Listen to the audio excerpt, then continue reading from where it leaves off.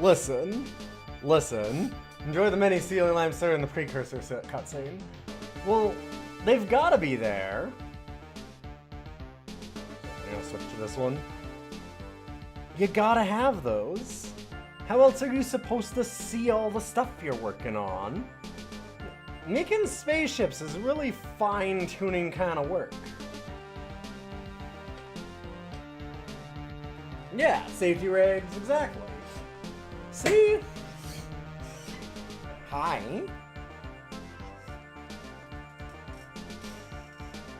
I'm gonna work with all your space lasers without seeing good lighting?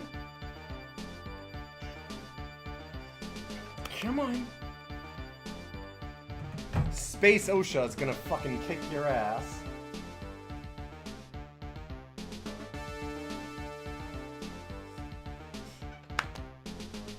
Come on. Go ahead. You wanna come over?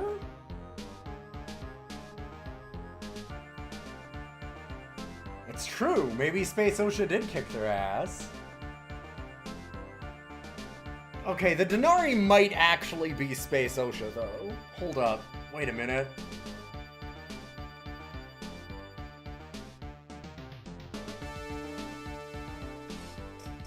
Oh. No, fuck. Space OSHA sounds good.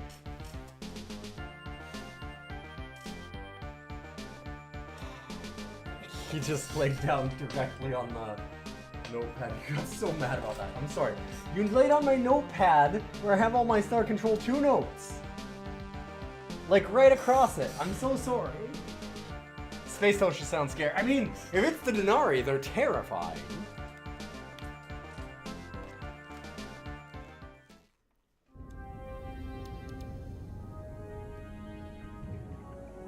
Okay. There's my Star Control 2 notes. Good to see you, Autumnal. Good to see you, Hank Osha. Good to see you, Grimmeth. Good to see you, everybody. Do you know this game, Autumnal? I'd hope so. It rules. This is our third look at the game. We are currently being chased by a bunch of things. We got some pekunks on our side now. The space hippie birds. You know of it, but you haven't played it. Highly recommended. It's still extremely playable 33 years later. But you can get the this is not actually Star Control 2. This is what's known as the Ur-Quan Masters, which was the subtitle for Star Control 2. It was released by the creators Rob Ford and wait. Paul Reich Rob Ford, something? Robert Reich and Paul. Anyway, the two creators. They released it. I can't remember their names right. They released it for free as Yes, an open source project where you can actually have the, like, not exactly fully modern resolutions, but you can get some better ones. A couple of quality of life upgrades. Not very much, but just a couple of little things that have been added here and there. And it's extremely worth doing. It's very playable, really fun, and it's fucking free. You're working through Wizardry 6 to 8 right now. I tried to get through Wizardry 6. We thought it would be interesting. Oh my god. Right. We were fucking with the Ilrath. Right. I forgot what we were doing.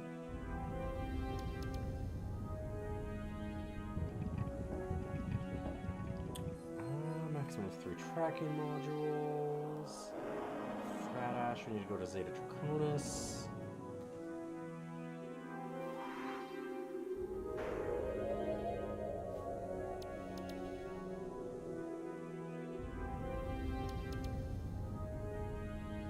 Okay. Sorry, looking at a few things. Yeah, I tried to get through 6 on stream, and I had to read... I spent an entire stream just reading through the manual and going through a bunch of stuff, and then bringing up maps, and I had a whole setup to do, like, maps on stream and everything. And everyone was super excited about me doing them, was really into it. And then after about 2 streams of that, they went, Jesus Christ, this is too much. And just everyone noped out. A bunch of people that were, yeah. Yeah, there was a bunch of people that were really, really into the experience at first. And then after about 3 streams of it, they went, you could just play something else. And so I went, okay, well, if nobody's into it, then I'll move away. But I do need to go through Wizardry 8 at some point. I'd like to see Wizardry 8, because Wizardry 8 is kind of the pinnacle of that series. So we have devices. Listen! It is the hideous and inspiring voices of our gods, Dogar and Kazan. Oh, great gods of evil and darkness. What can your humble and devious servants do for you? Okay, so we talked to the Ors, who are weird little sludge guys. And they're awful. They're the worst. And they're just a prank bro race where they go around and pull pranks on people, like deorbiting asteroids at them. It's a cool prank. You should see their planet blow up. And they've been using a Unga caster. Or it's the Umga, not the Ors, right? It's the Umga. Yes, the Umga are the weird. So they've been using their caster to hover outside of Ilrath's space, these guys, and pretend to be their evil gods, and tell them to eat all of their priest class, and then go to war with the Pekunk. So we're now going to fuck with Ilrath back again.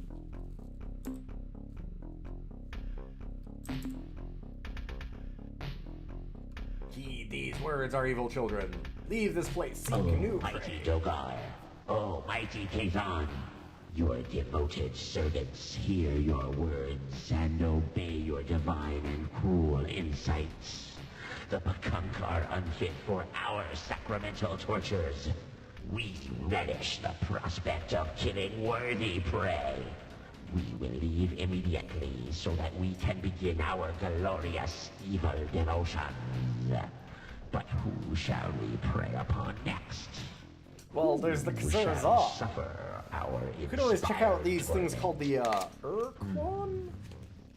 Didn't those loathsome Unga once mention a race near their region of space? Yes, I have it. The Thradash. We will go now and kill all of them. Oh, the Thradash will love that, actually. We will go unironically. Kill all of them.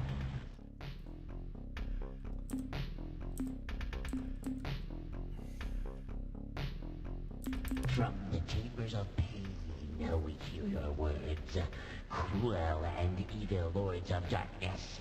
And as your voice crackles out of the speaker boxes, it sends thrills across our carapaces. Our hairy quills all stand erect, and we pant and wheeze with holy fever. Oh, mighty gods, you are the definition of all that is evil and hideous in this universe. You are the inspiration for all cruelty, deception, and pain. For this, we thank you. Farewell, Dogar and Kazan. We are awed by your malevolent presence, and swear unto you to commit even more violent, treacherous deeds tomorrow than we did today. Perfect.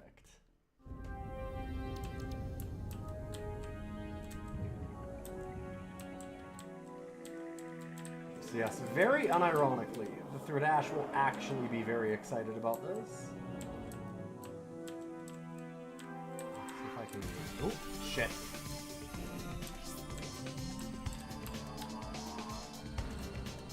This is going to be a sliding rope road. I just realized it. No! Fuck off!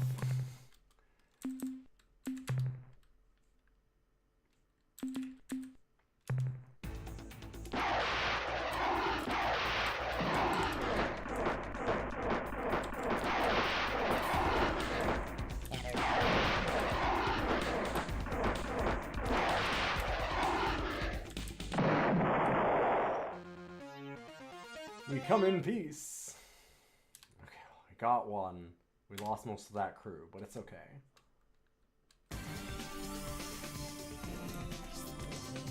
I was gonna wait until all their ships left. Because they should kinda wander away, I think. Maybe I'm wrong. Because we want to go back to the Pekunk home world.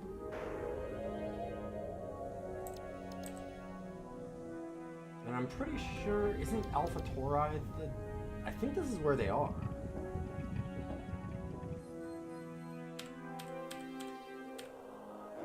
What plot threads are left undone? So many. So many. We haven't fully solved the Slylandro probes. There's lots of... We need to actually translate the ores. The ores talk about going camping and it'll be very fun. And we are not able to actually talk to them accurately. We've talked to the Threadash, but I need to talk to them again now, I believe, after the Ilrath. There's a lot of ways. The cool thing about this game, for those that don't know, is that there are, like, a lot of ways to solve every problem.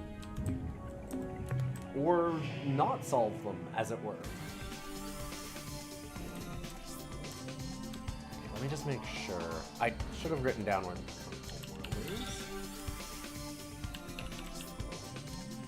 I thought that I had written it down, but I guess not.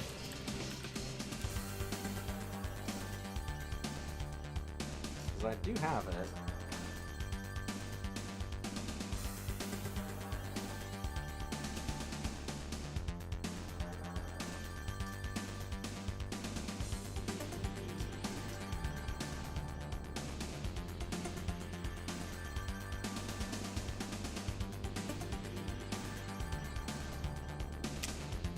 Oh no, all of the old websites are too old. And they're down now. Dang.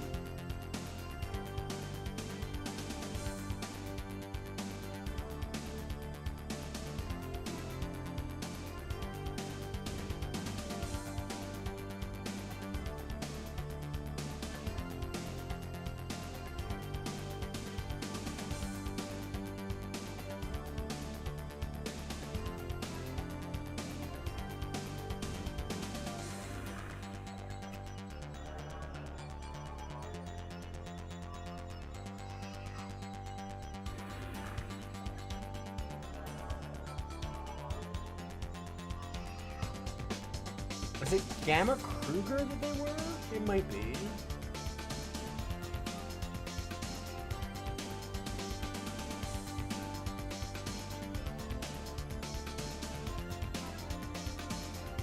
What are we looking up? I was going to the Pekunk home world. Now that we've solved the Ilrath for them. I think that they're at Gamma Kruger.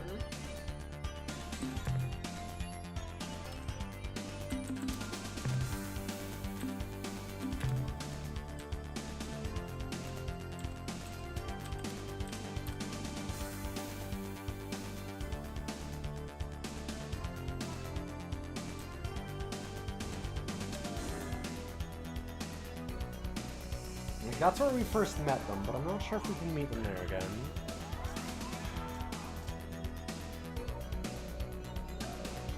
I don't remember where their actual homeworld was. I have a bunch of places that it's possible to meet them that I had written down from, like, talking to the Melnorme.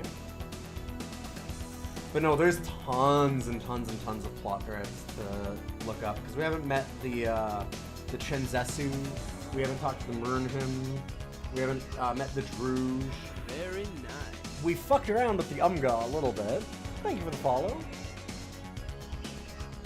Because obviously, like, they were like, hey, you should play a prank on the Ilrath. So we got a little bit of the Umga. We haven't solved the Ores stuff. We've talked to the Slylandro a little bit. There's a lot of things you can do in this game, as it turns out. It's long. You don't have to do most of it. We haven't talked to the Sirens and gotten their penetrator ships. Or the Androsin. No ye have?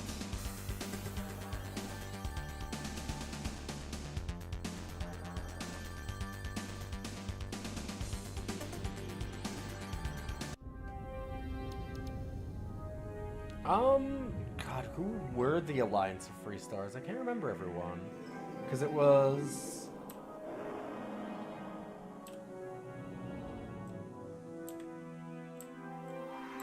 like, obviously Pekong. Were the Yahats? Or did the Yahat join with the,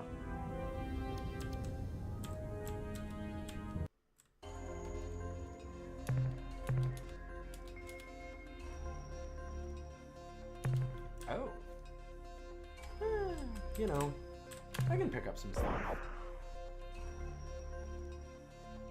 We are the new Alliance of Free Stars, yes. I'm just saying, you were saying, are there any Alliance members we haven't met? And I was just wondering if you meant, like, are there any members of the Alliance from the first game that we haven't gone and gotten back in contact?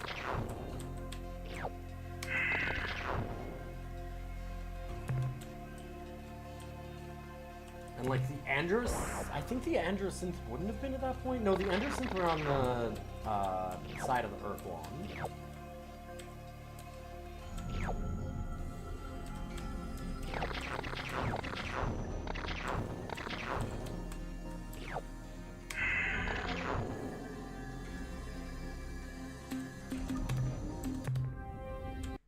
Whoop-de-dee-and-Chai-bazoo! What a good day I am having! The Shofixie, thank you. My nestmate surprises Firebrand. me with extra fat and spicy grabs for early meal. Then I am complimented on my fine display of ceremonial tongues. To top it off, I encounter the human friend, loved by all the kunk. Can things get any better?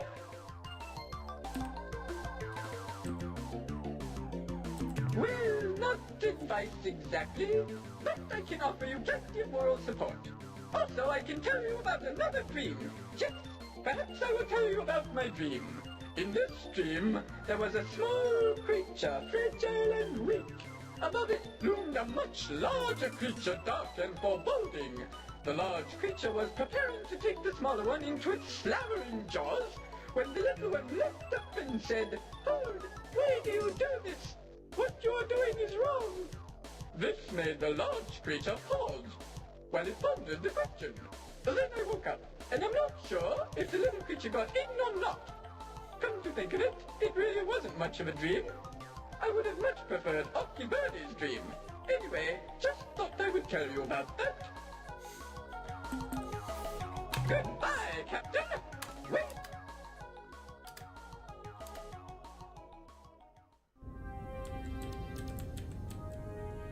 Oh, bird friends.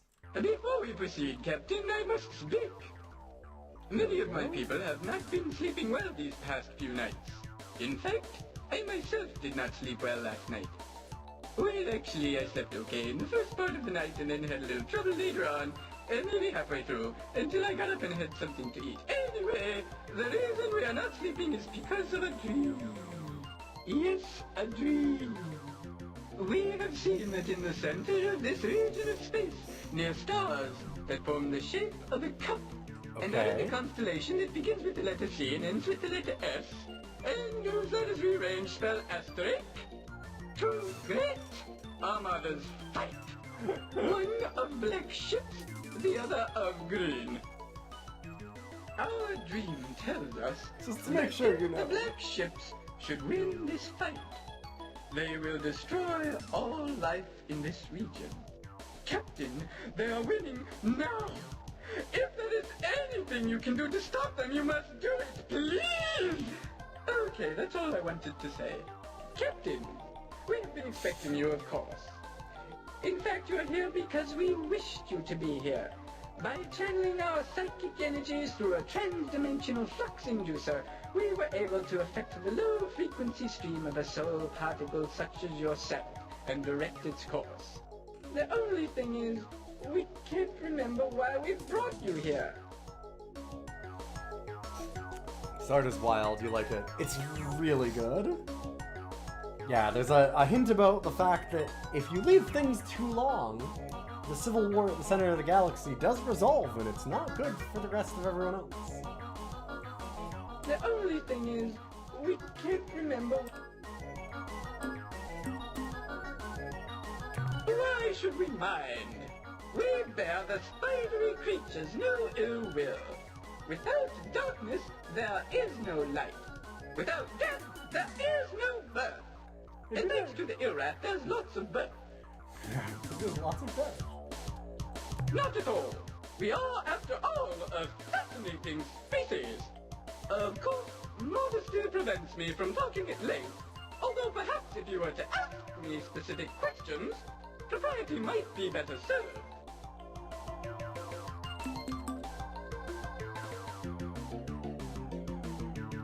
Yes, you are right. I should be careful not to overwhelm you with my psychic intensity. Or your other Perhaps we intensities. could talk about something less overwhelming, albeit less interesting. Farewell, kind human. Return soon.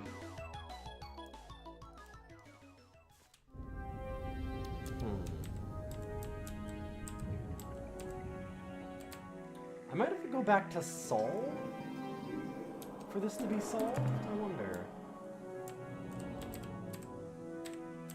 I love the Ilrath's sphere of influence has moved as they slowly go after the Threat Ash now.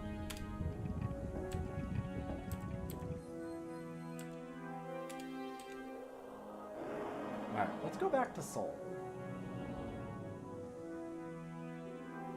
I'm kind of doing this semi-blind, because I've beaten this game many years ago, but it's probably been 20. Like, long after it came out. And also, a long time ago. The game's very old.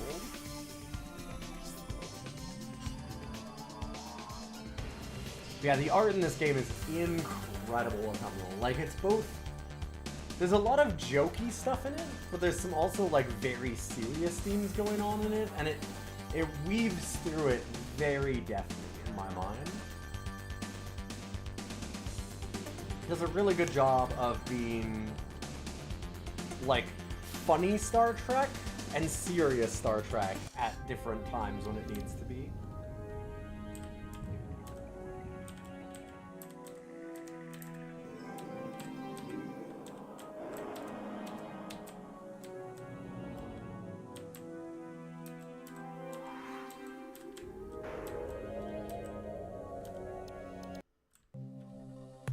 Greetings, Captain. I'm ready to assist you. By the way, I thought you should know, I have some somber news.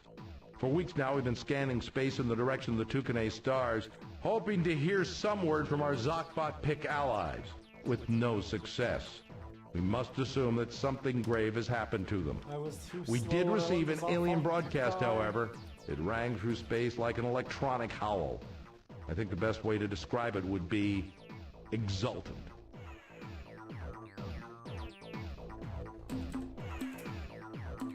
God. The analysis reads as follows. Subject, clear spindle device. Data, the object in question has no clear use or means of activation, but does have superconductive characteristics between 18 and 22 degrees centigrade. We suspect that it is a precursor manufacturer, but we cannot be certain without extended study. Summary, in all likelihood, this object is part of a larger device whose capabilities remain unknown. That's the end of our scientist's report.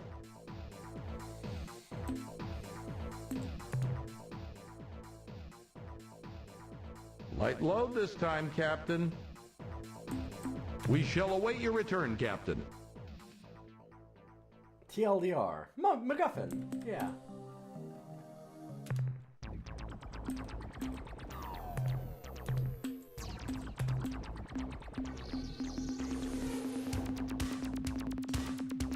I don't know how he gets any work done with all these bangers in the background. The music in this game is truly incredible also. Running through resources.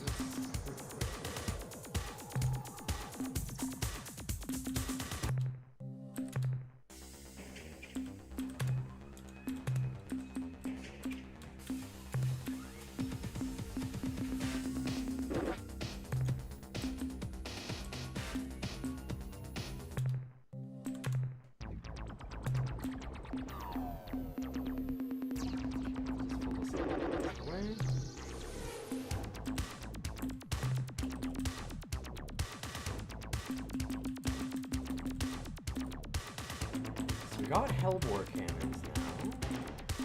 And we got Shiva furnaces.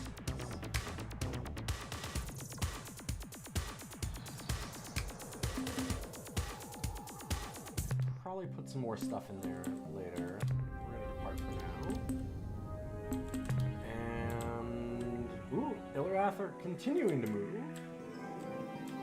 The Throdash, we're up in here. Yes, this is Zeta Draconis somewhere.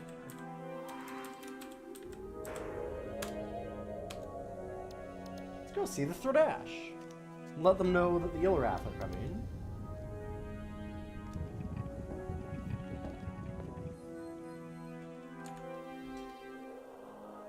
So I wonder when do we have to talk to the Pakunk again?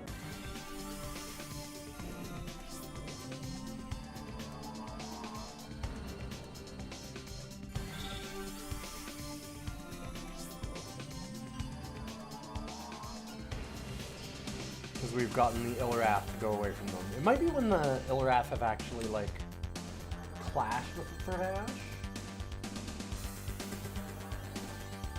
We're gonna make a good culture 30? What's the culture level on Throdash now? I can't remember. For a thumbnail, the Throdash are these, like, cigar-chomping rhino people that, believe might makes right, and therefore constantly overthrow their own governments and keep on setting themselves back. And they're like, everyone says that we set ourselves back centuries whenever we change our whole society and nuke ourselves. That's not true. It's like 50, 60 years tops. It's not centuries.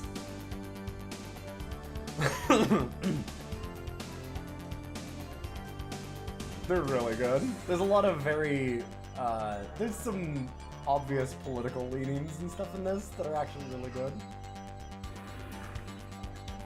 We still need to see the Druge. This game does seem to have good writing. It has fantastic writing.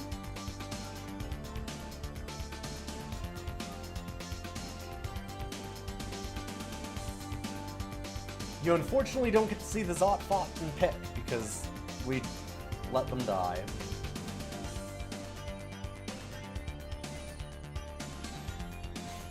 Their ships are the most fun to use ships in the versus mode. The Throdash, not the Druge. What, you don't love shoveling people into your starship's furnace? The Druge are great.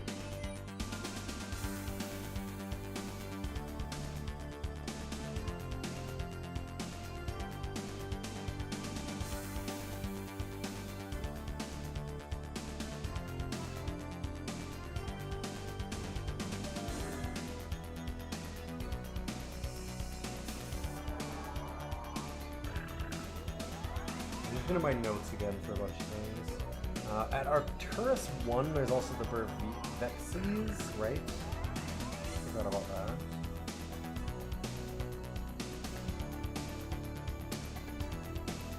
And the Oars have supposedly joined our alliance, but I don't know what that means necessarily. I don't have a lot of ships chasing us. Thankfully, we're fast.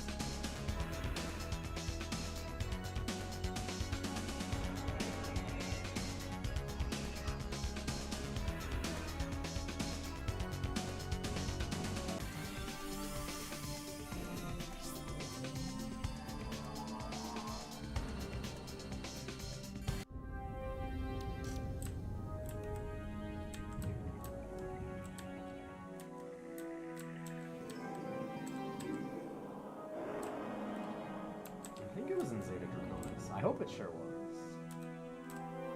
This should be a gas giant, yeah.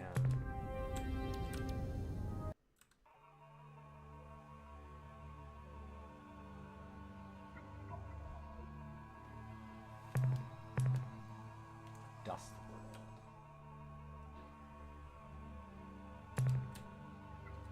World. I'll pick up some of these anyway. This is how we get resource units.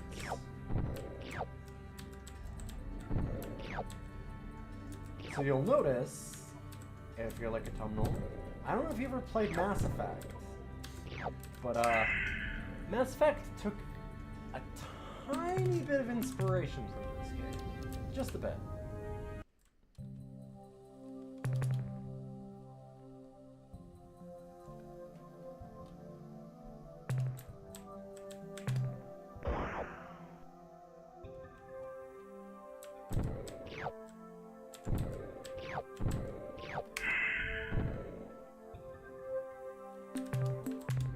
This game is unbelievably influential, actually. I mean, when you think about it, this, like, again, look at all of the stars that we can go to. Look at all the places. We can go anywhere in, like, each of these is not just a single planet, it's a whole star system, right? It's a big open world. This is 1992. 92! 92! It's absolutely absurd. I don't think it's worth landing on this planet. Those tectonics are really high. That might actually still injure us even with all of our upgrades. And it was for pretty bad resources.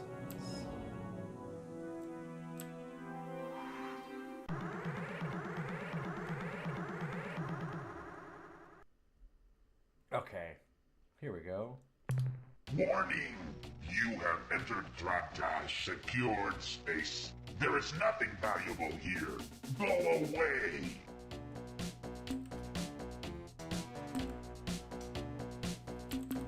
Oh no, this isn't their homeworld. This is something else that they had. Right, they had like a artifact here, I think. It is none of your concern, human. Now leave this world before we get really mad.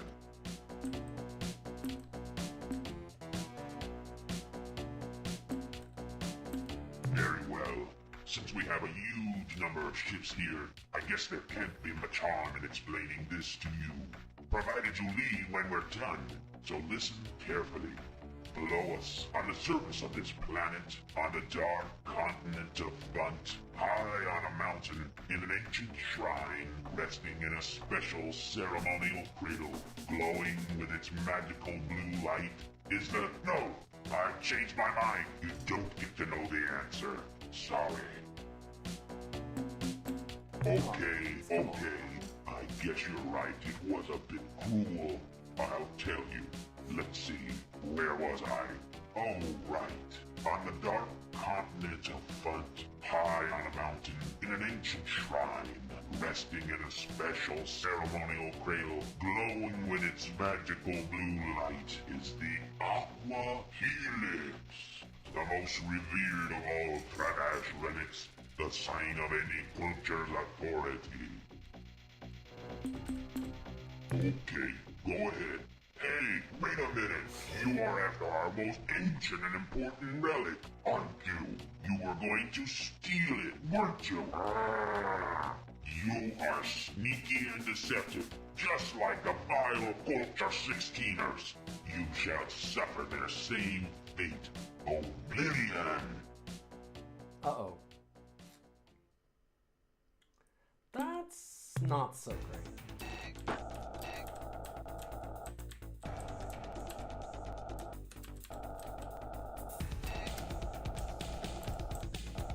Fool, worm, loser, baby, loser, stupid, fool. Oh, I forgot. The Pekunk got back their energy by shouting insults. I was like, what is this special? Oh, right. Worm, dummy, baby, wimp, twit, fool, stupid, wimp, worm, idiot, worm.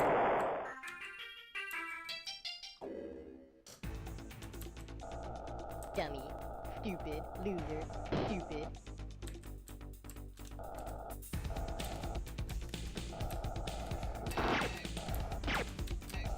Dodo, fool, moron, loser, dodo, jerk. Baby, dummy, stupid, idiot, dummy, moron, twit, dodo, loser.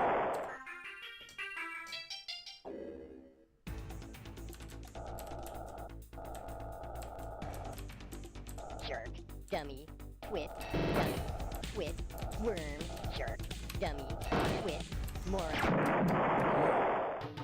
Oh, we didn't get the resurrection.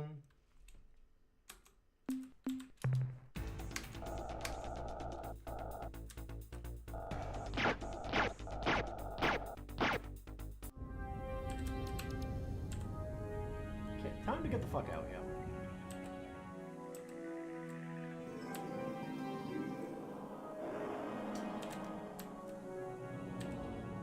I shouldn't have fought even that much, but I was curious. I haven't played with the Pekunkle a lot, so I was just trying to remember how they handled. They're really good. The Pekunkle are actually fantastic.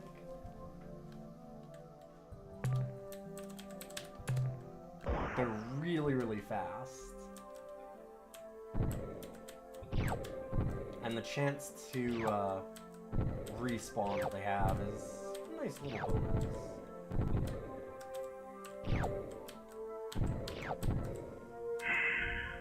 I'm not gonna land twice on a planet that's just giving me carbon, but while we're going and exploring, I should be picking up some stuff if I can.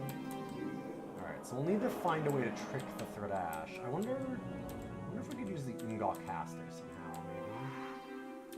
Maybe we'll be able to trick them with it.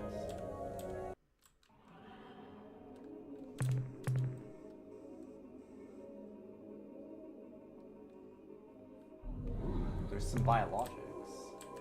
I don't really need too much more Melnorme upgrades, but I mean,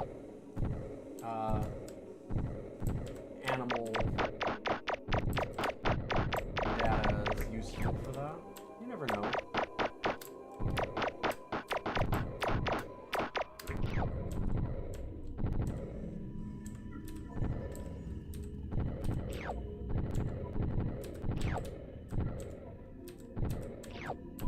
We've kind of got all the upgrades from them, though, I think. I think we've gotten literally all of them.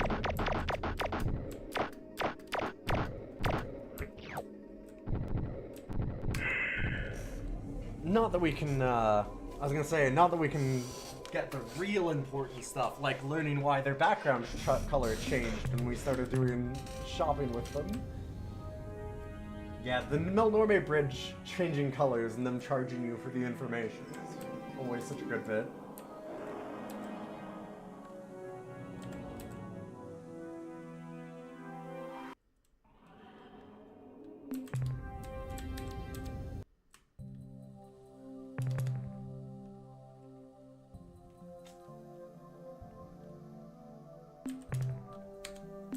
Man, this is a very barren sector. Pellucid world? Okay. Pellucid world is at least okay. There'll be some Zoe crystals that I already grabbed. Fuck.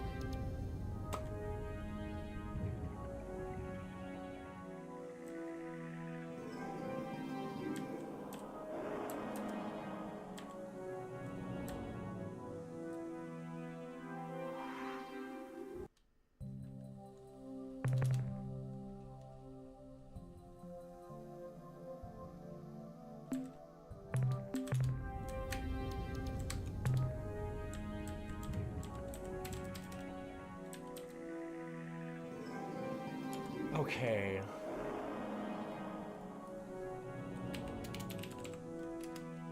It's gonna look at a thing, because I guess I should have written this down. I had Zeta Draconis starred, but I... Was it Alpha Apodus that their homeworld was at? We did speak to the Threadash on their homeworld.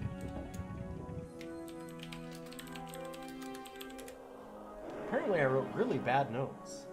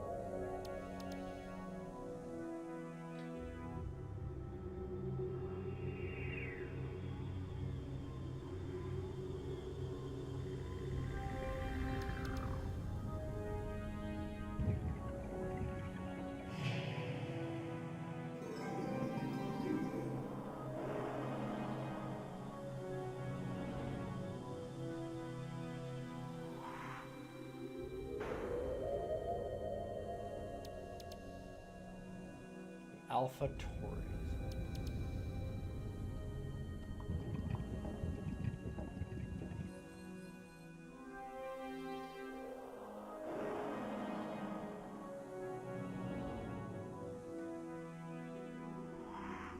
Delta Draconis is where they are.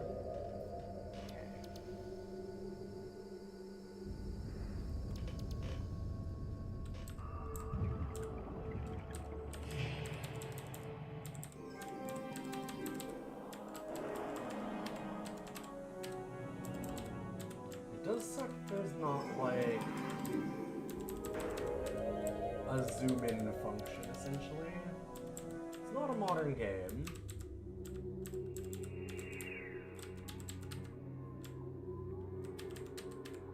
There's no. I feel like at this point they might just eliminate each other though. I think that the Threat Ash will just kill the Ilrath. I think there's another, and the Ilrath will kill them. I think there's another way to actually befriend them. This is bad. That is so many enemies. Oh my god.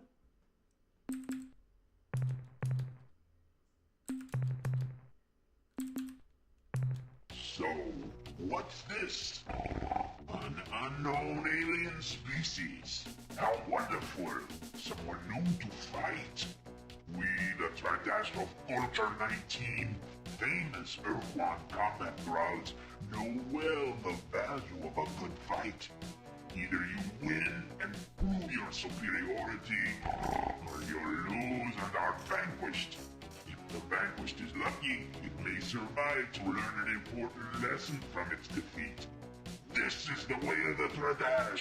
We fight and learn and improve. All other cultural schemes are inferior. This is a proven fact. What have you to say before we begin combat? Proven fact.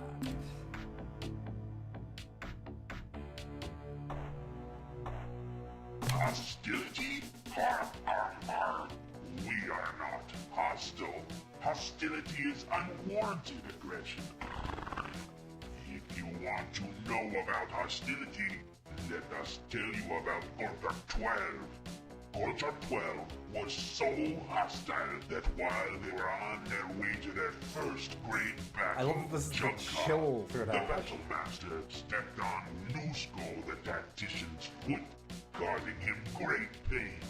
The annoyed Nusco turned on his battle master, Ur-Quan, and sliced his body in half.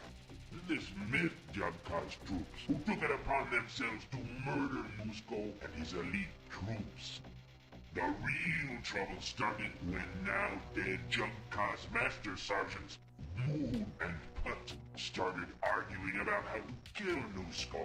Simple crucifixion or the slower Lenta technique. The argument was resolved when Mood and his 500 troops were slaughtered by Put and his gang. Well, this probably all would have gone down in history as a great day of learning for Culture 12, were it not for the surprise arrival of Culture 12's original enemy, the Yajal and his cronies, who wiped out Culture 12's army, thus beginning the long and glorious Culture 13. Now that's hostility. We, on the other hand, merely want to kill you. Fair enough. Huh? Yeah? What? You say what? Foolish, pitiful, small-headed being. We will destroy you and everybody on your ship. Let me give you my demands. Oh, we've got Twitter. The ship. Moron, worm, jerk, I idiot, fucked up. jerk, He took a lot of damage though. dodo, Come on, hallelujah. Yes. Okay. jerk, twit, wimp, twit, wimp, jerk, wimp, idiot, wimp, moron, idiot, dummy, wimp, fool, twit, wimp, dodo, twit, dodo, wimp. Twitter reborn.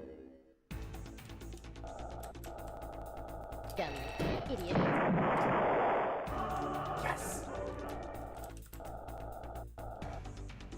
loser, fool, dummy, twit, fool, worm, jerk, worm, wimp, moron, wimp, jerk, worm, jerk, fool, twit, stupid, dodo, loser, worm, dodo, twit, dummy, dodo, moron, dummy, baby. Shit. Fire. Dummy, The death of Troy. dodo, wimp, fool, jerk.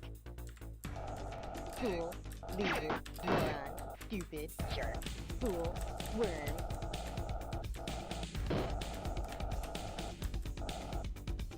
Dummy, fool, dodo. Man, what am I doing?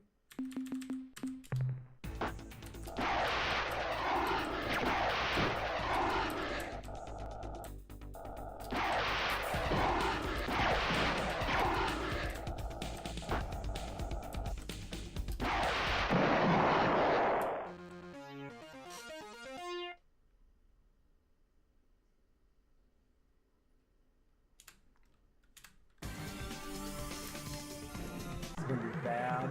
It's gonna be a while. Oh, what a laugh!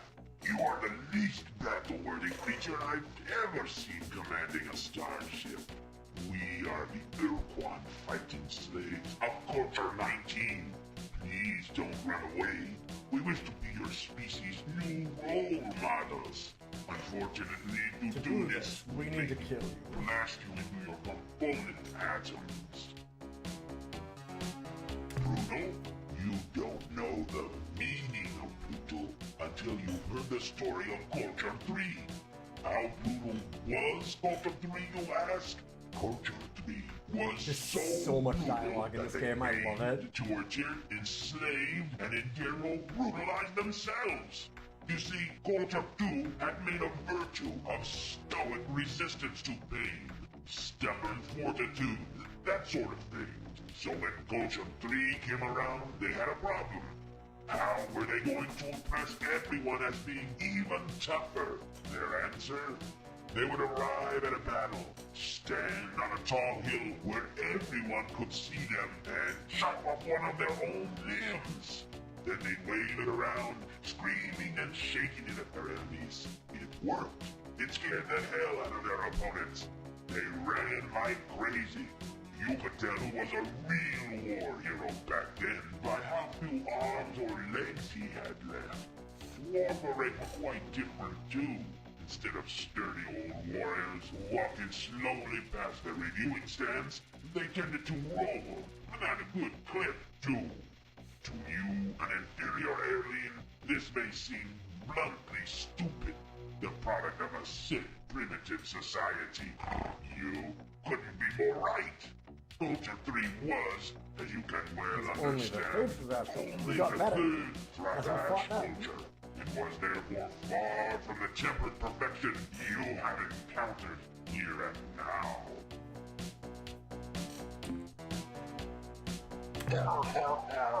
We like secret weapons. We will now give you the opportunity to give them to us.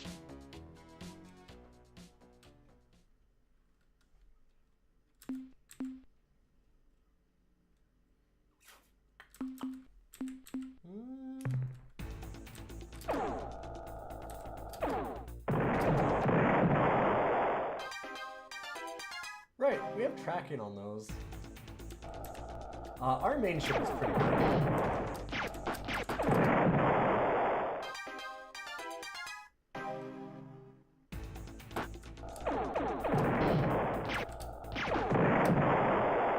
Pretty good.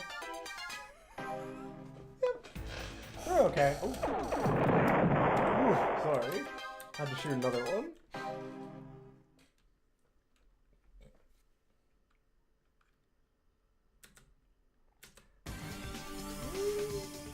I'm doing Culture 19's maybe not quite perfect. Oh, fuck just gonna attack it. We don't need to hear these again.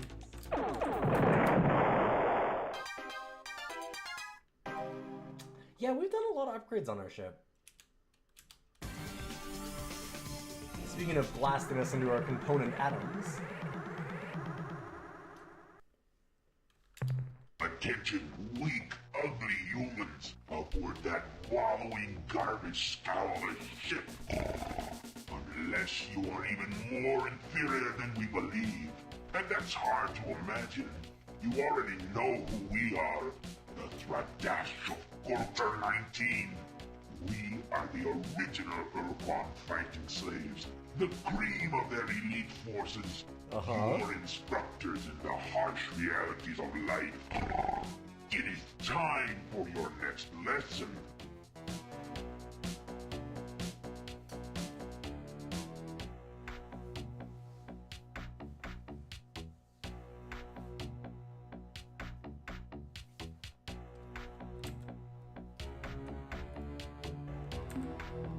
Talk, bah, talk is for sissies. Weaklings like those of Culture 14.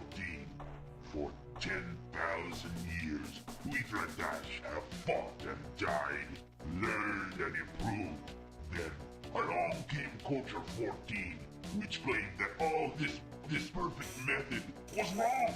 That each time we violently transformed to a new culture, we inevitably blasted ourselves here we go. at least 500 years in development.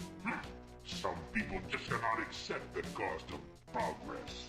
Indeed, the foolishness of Culture 14's peaceful whining was revealed when they were conquered by Culture 15 after only a 10-year reign. And did the change to Culture 15 set us back 500 years? No. 2, maybe 300 years tops. The short span of Culture 14's reign is objective proof that as a way of life, peace is a failure. By choosing peace, we set ourselves back 300 years. No, we will not answer any more of your foolish questions. Instead, you will answer our questions, such as who is responsible for those berserk red probes that keep attacking our ships? Are these devices your robot emissaries of death? No, don't answer. I can see it in your eyes. You've given it all away. I know the truth now. The only thing that confuses me is why do the probes approach from the direction of Vega?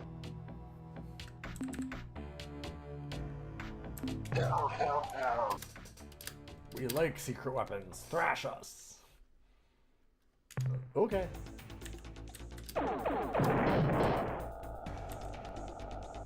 I'm just gonna sit here and let you come to me.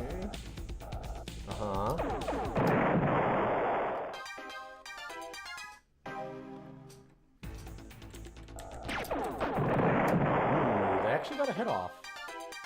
I was expecting them to keep moving and they kind of turned and ran at us straight on. Should have expected that from the Thradash, to be honest.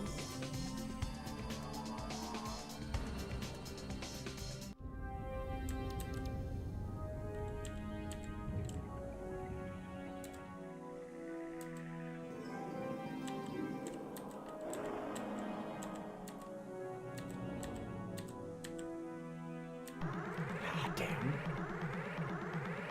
Tried to maneuver through them.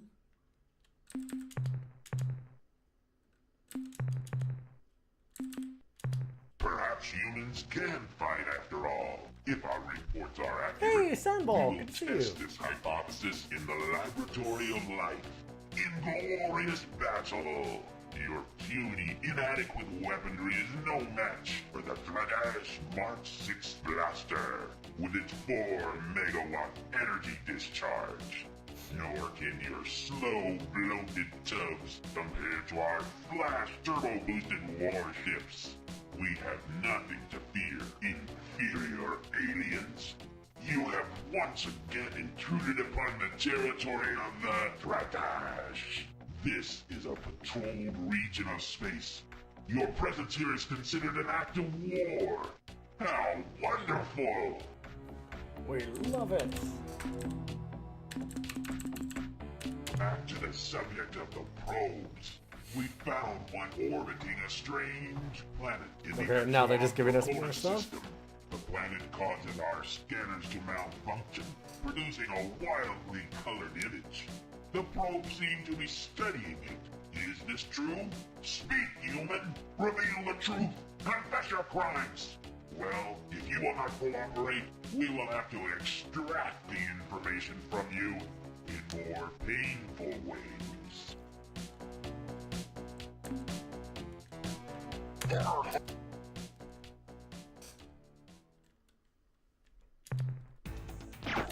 Oh, come on. That spawn-in was maybe a little unfair.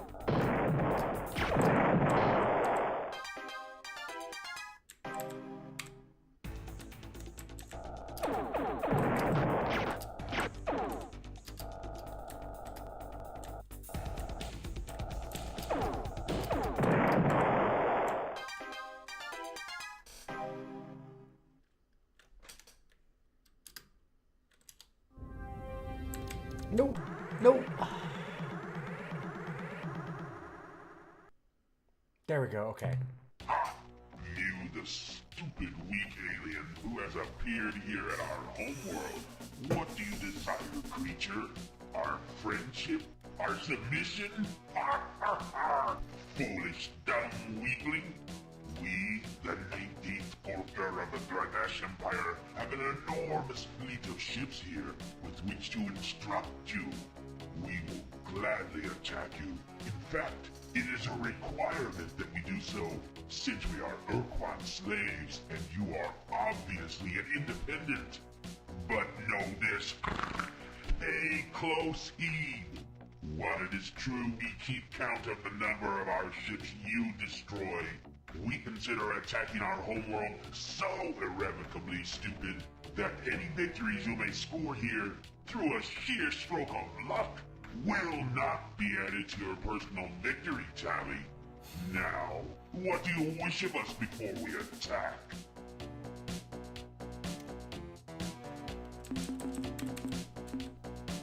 Perhaps after we have made you our slaves, we can dominate I do your like that they're like- wishes. Until then, No, you have to kill more of us to be our friends. we are strong, you are weak, and we hate weak. We do not need weak friends. We only want slaves and teachers. Since you have nothing to teach us and refuse to be our slave, then you are our enemy. Such logic must be obvious even to a stupid being like Okay. yourself. I guess I need to kill more of them. What? You leave before the lesson? Let us show you just one thing. It's called the surprise attack. Is it true that I'm stupid and weak? Unfortunately.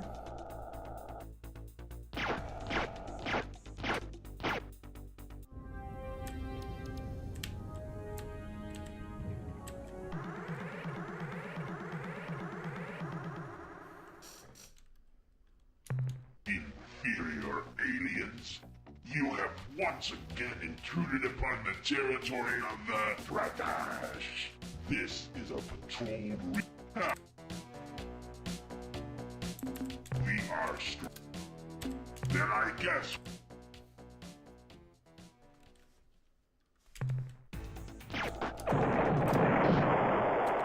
They really like that spawn next to us bullshit. Oh, okay.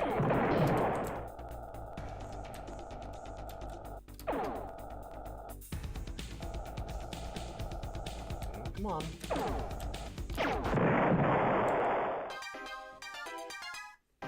Oh man, we killed P-Dump.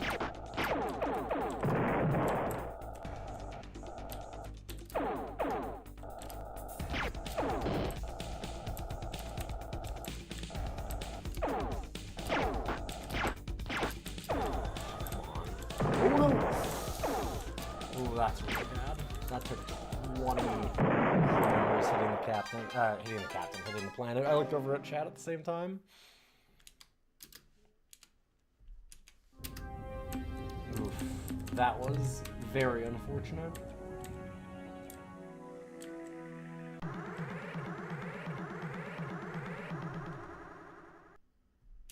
In fear this. Then I guess. We might need to see them in hyperspace to get them to... It might not just be the home planet, it might just be this whole region. They don't count to our kill totals? That's very possible. Because I think we have to just kill enough of them and then they become our friends. Although we are sending the Ilrath to kill them. I think that's another way to resolve it. They just kill each other. Whoops. So I'm not sure if we can do it fast enough now, or if we're even allowed to at this point. Since we did send the Ilrath.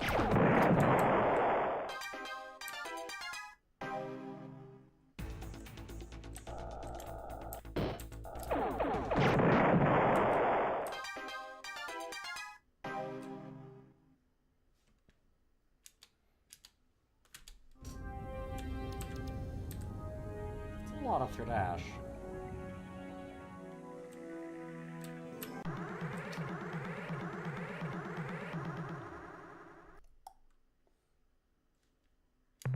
Well, humans have some back. A human ship is a poor second to the Ur-Quan dreadnought. Your weapons do not have the killing strength of an Ur-Quan fusion blast. The Ur-Quan are still your better. Getting new dialogue again. Inferior alien. This. Okay, so yeah, we've made some progress then.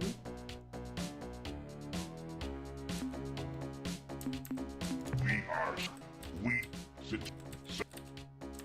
Then.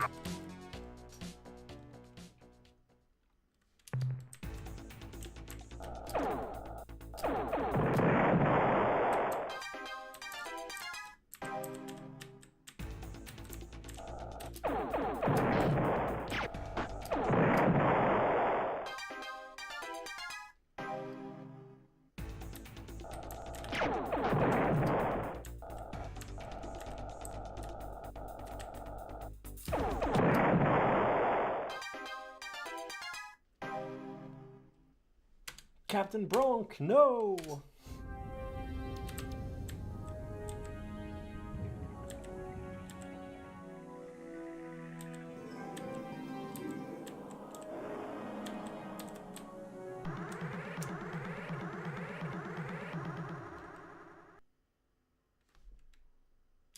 Inferior. This. Then I.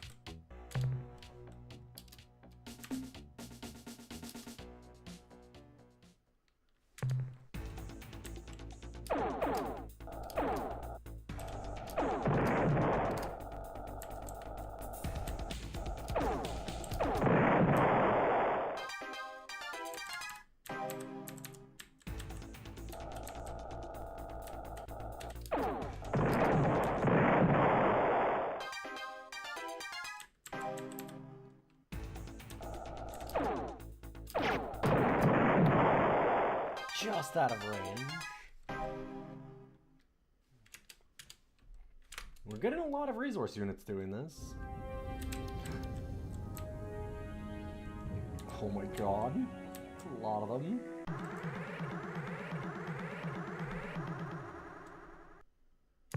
Attention, cowardly alien human thing.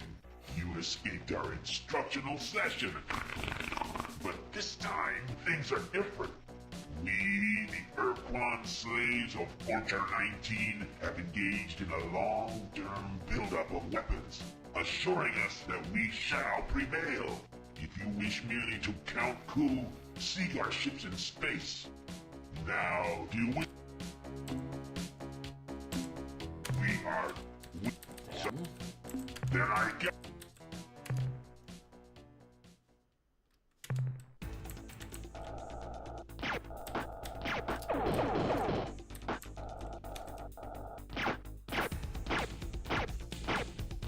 Oh, it costs so much to run.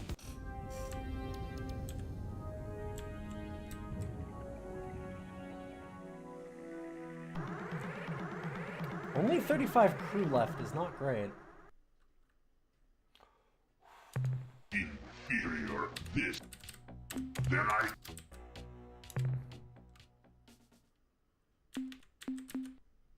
I'm not sending Whiffle after them. Oh, that is a very scary spawn.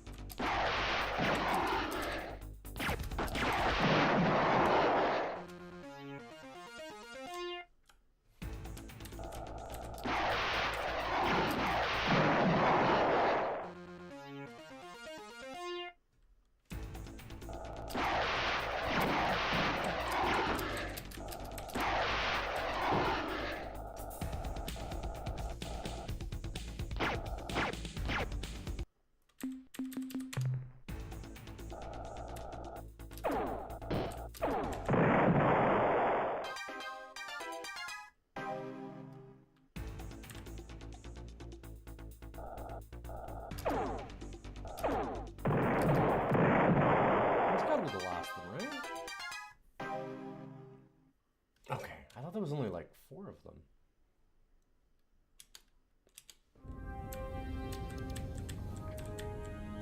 So many of you. Defeat all. It's actually a really good save for this, as it turns out.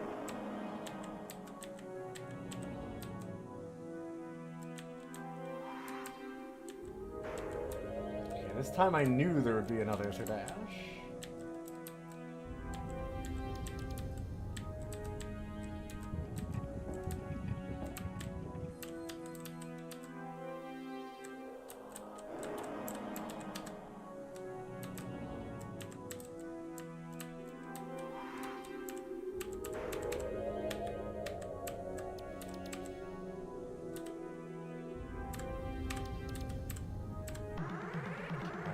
One to come and catch me, if I can. Admirable. There we go. Admirable. We have never witnessed such awesome combat capabilities. You have destroyed so many of us. We are humbled in your presence. We thought you were a weakling, a coward, a pitiful, sniveling wimp. We were wrong, so wrong. You have shown yourself superior to ourselves, indeed, even the Ur-Quan. We wish to learn from you, thus improving our culture. Give us your wisdom, mighty teacher. What is the secret to your success? Wait, I got it. It's the way you respond to our hailing calls each time we meet. Just as they say, first impressions are so important. So tell us, please, tell us how we should present ourselves.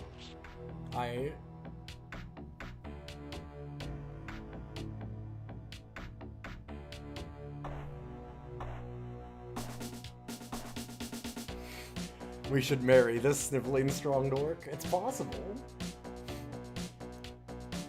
There's definitely some hints the captain is going around banging all the aliens. Or at least one certain species. Which we haven't seen yet. We'll get there.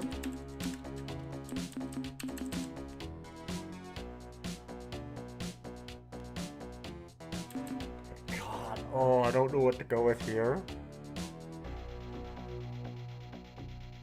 They're idiots. They'll definitely follow along with any of it.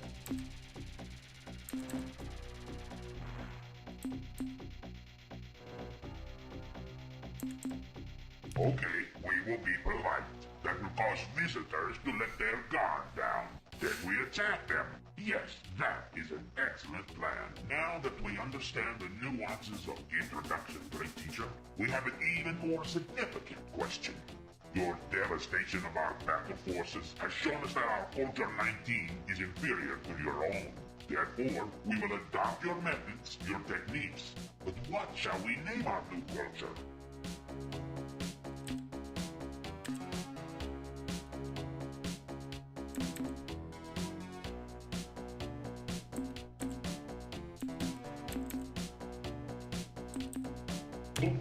Well, you're the one with the big starship.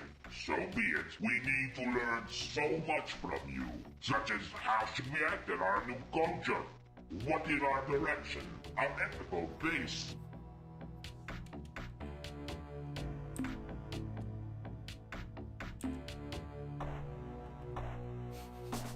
Here, watch some Monty Python.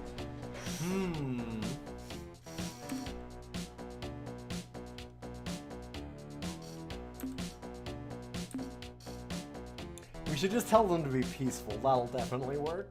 And then we'll have the Ilraf come and eat them for the dark gods, Khazar and Ur-Quan. Friendly, kind, the wisdom escapes me. I guess I understand now. It'll trick being people. kind, being friendly, this will allow intruders to let their guard down. And when we kill them, they will be too surprised to react. What a great plan, human. You are truly a great teacher. We have much work to do to implement these sweeping cultural changes. Transferring from the allegiances and wars of one culture to another is a difficult and time-consuming task. We beg you, great warrior from Earth, give us time to make the changes you have suggested. Return later to see our brave new world. Oh no, and we sent the Ilraf to kill them? Well, I'm sure that'll work out. Don't worry about this big sphere that's coming at you. It's fine.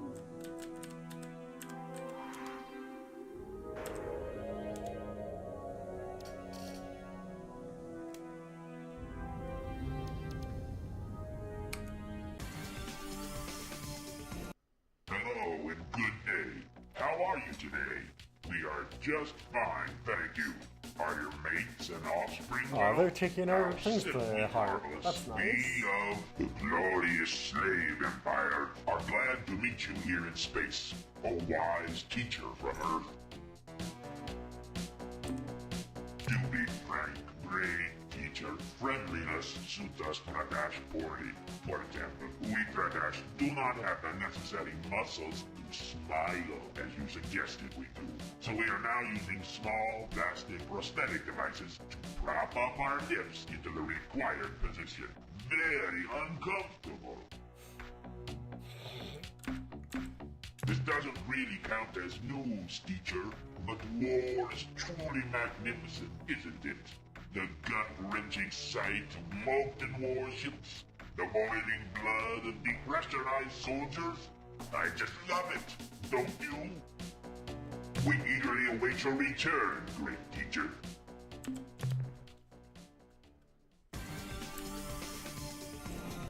We are the We greet you with all appropriate felicitations. We of the glorious slave empire are glad to meet you here in space, a wise teacher from Earth. We will await. Good to meet you guys again. Have you seen any cool spider friends? Because you will. Oh, they're coming.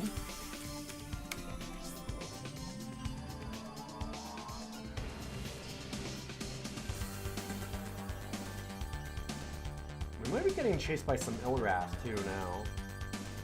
There's a lot of ships out here.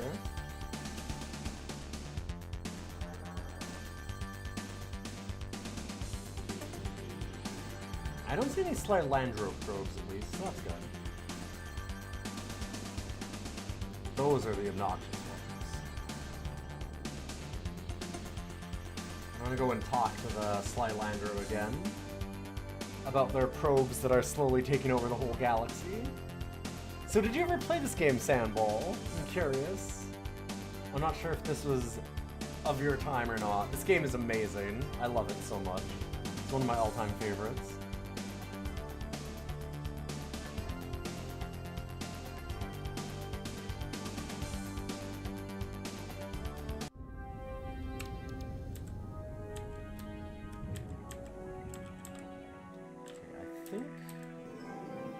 Not a gas giant, I think it was this one. I think it's Planet 4. Welcome back, human traveler. We hope your journeys have brought you new insights that you will share with us. Oh yeah, how could I forget? probe itself when it wasn't recording and stuff. It would, and then sure, the program can if then here are the We did this before, so I'm... okay. Sure. Okay. It was to seek out new catalog well, what happened whenever it hunts for it by okay. Goodbye, human fluid sac. There's something that's not triggering them telling us how to self-destruct their probes. I don't know why.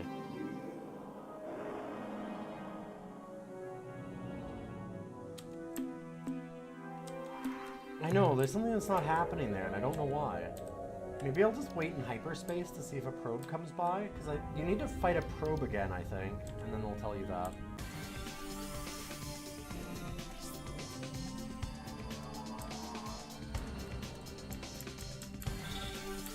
Don't worry, the probes are everywhere, so one will spawn pretty soon.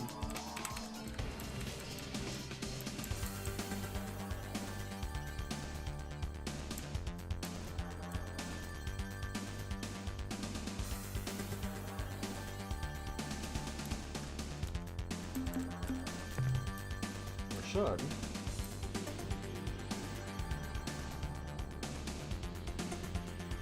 I'm actually gonna leave it for just a second. Something should happen. If not, whatever, it's fine. I need to go and just get myself some water, so I'll be right back. Thanks for being here so far, everybody. It's been a lot of fun. And you get to listen to this banger while I take a quick break. See you in a moment.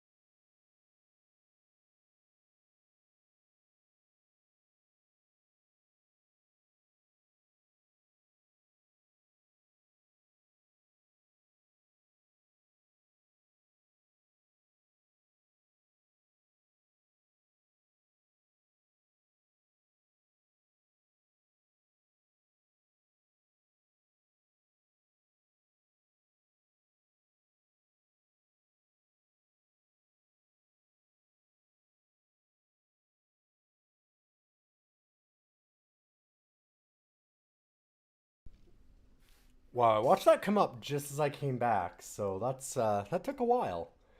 I think I know what's going on. I haven't talked to the probes. I've seen the probes again.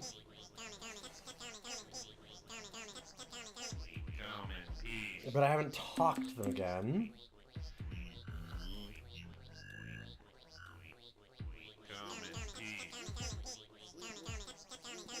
All systems report nominal function. Priority override. New behavior dictated. Must break target into component materials.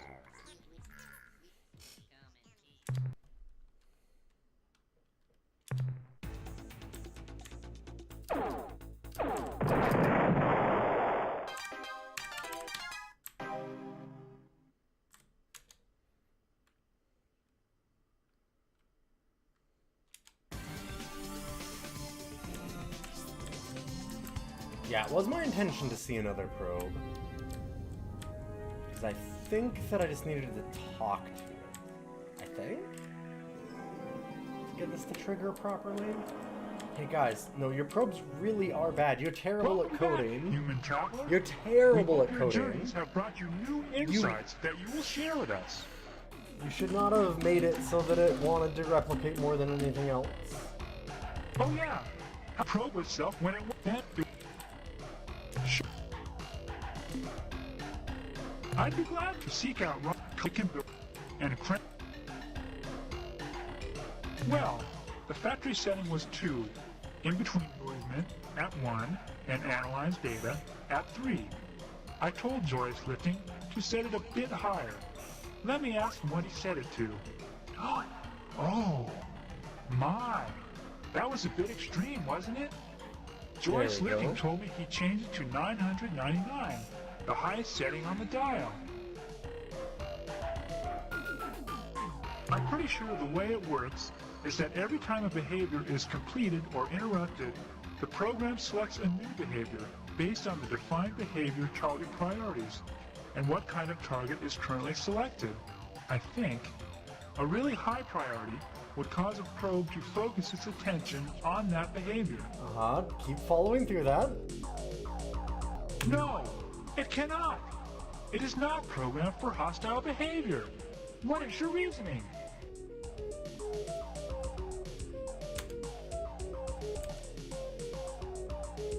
The probe seeks raw materials and processes them in preparation for replication. The answer is simple. It would spend more of its time seeking raw materials for its replication process. So what? I don't see what you are getting at, but I'll play along with you. Like I said, alien ships are the top priority target. Once a probe scanned a ship, it would instantly move toward it. Then, when it got to the ship, it would initiate communication automatically. When communications were terminated, a new behavior would be selected, and... a new behavior would be selected. And since the replication setting was set to maximum, the probe wouldn't get time to pick a new target. It would use the current target, the ship, for raw replication materials. It would process the ship, break it into component compounds with electrical discharges. Oh no! What have we done? Traveler, you must tell us what we can do! You just made a great goo, it's okay. How can we stop the probes from destroying all life in the galaxy?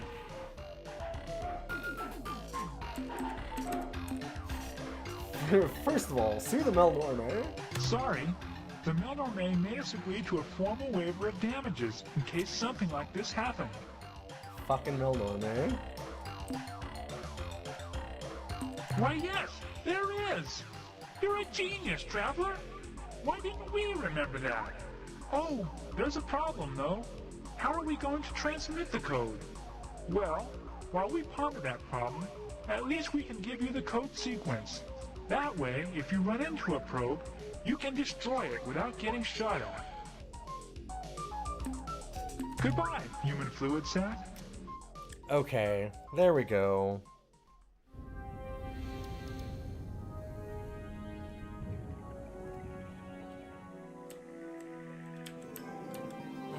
Boy.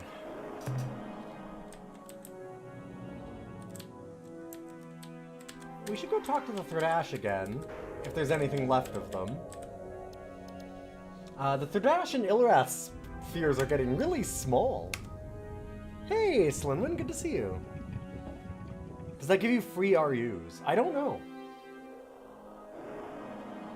I don't know if it gives us resource units for free.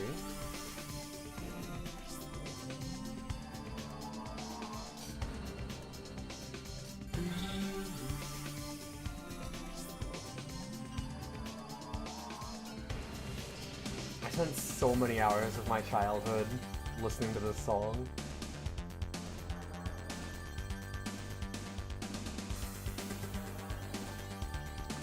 The big problem was that I'd talk to a lot of the probes.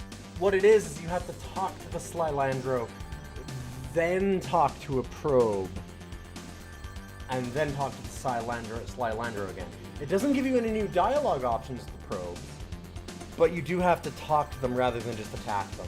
Just a quirk of the programming. And because I'd talked to them so much, I was like, okay, I'm done talking to these probes. We've done everything. It's funny, we've seen the options, we can just move on. But we had to not move on. I had to do it one more time. Hey, Thredash friends! About that alliance. I accidentally sent some, like, evil spider people at you. Hopefully that doesn't destroy the new Culture 20.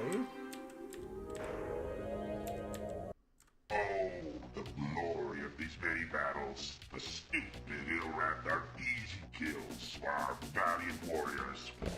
We killed fully two. Of course, they possess twice our number of fighting ships, but that is not truly significant. But your wisdom and guidance that made this all possible, great teacher. Thank you, thank you, thank you. Oops.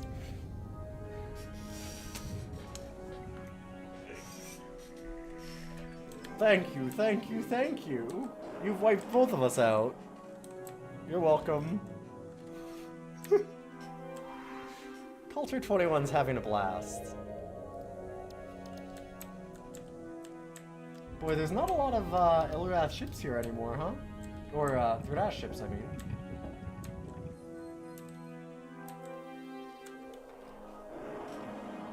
Weird that they have twice our ships. Anyway, that's not a problem. Don't worry about it.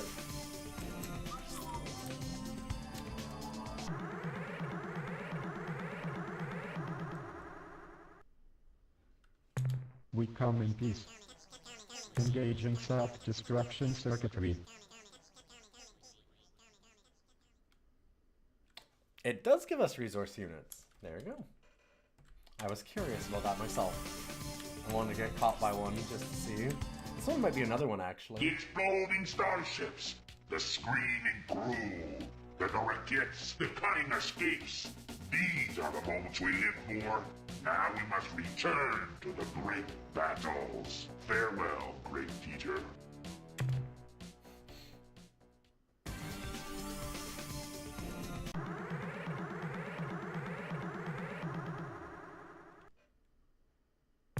From Channel 44 came the words of the Dark Twins to make bloody pilgrimage. We have arrived in the holy killing zone and eagerly executed the commands of Dogar and Kazan. The slaying has been excellent. High ceremony. Now you are here, befouling the event with primate chatter. Be gone, human! You interfere with the blessed murder worship of the Dark Twins. We gave them both things that they love, I guess, so... Sure.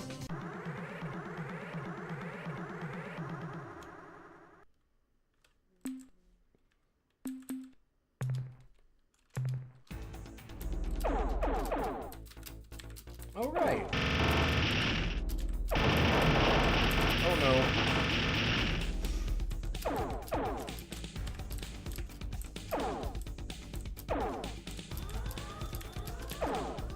I fucked up real bad. I haven't saved in a while. No, no, no, no, no, no, no, no, no.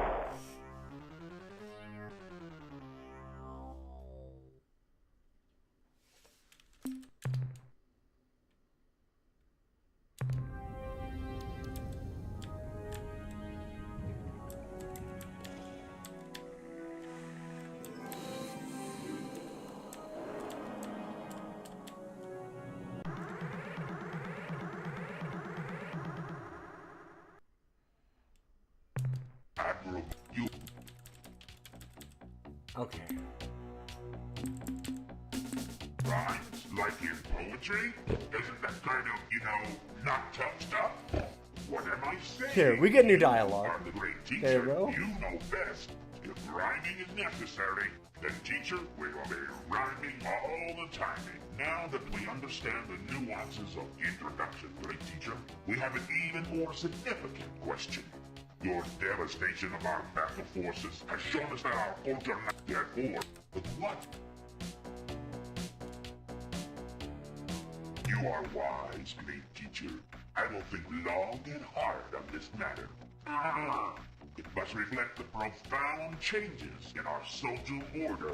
Culture 21! It must clearly explain the nature of our civilization. Yes, I have it. The perfect name is Culture 20. Oh, 20, right. We yes. need to learn so much from you, such as how should we act in our new culture.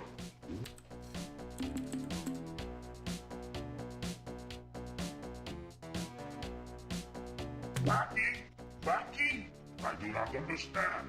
We shall watch these vids of yours. We shall study them to learn to be wacky. Then, when we are wacky enough, we shall test our new wackiness in combat to discover, no doubt, the great advantage it has given us. Thank you. You go great test it on the teacher. cool spiders that We are have coming much work by. to do to implement trends that we beg you.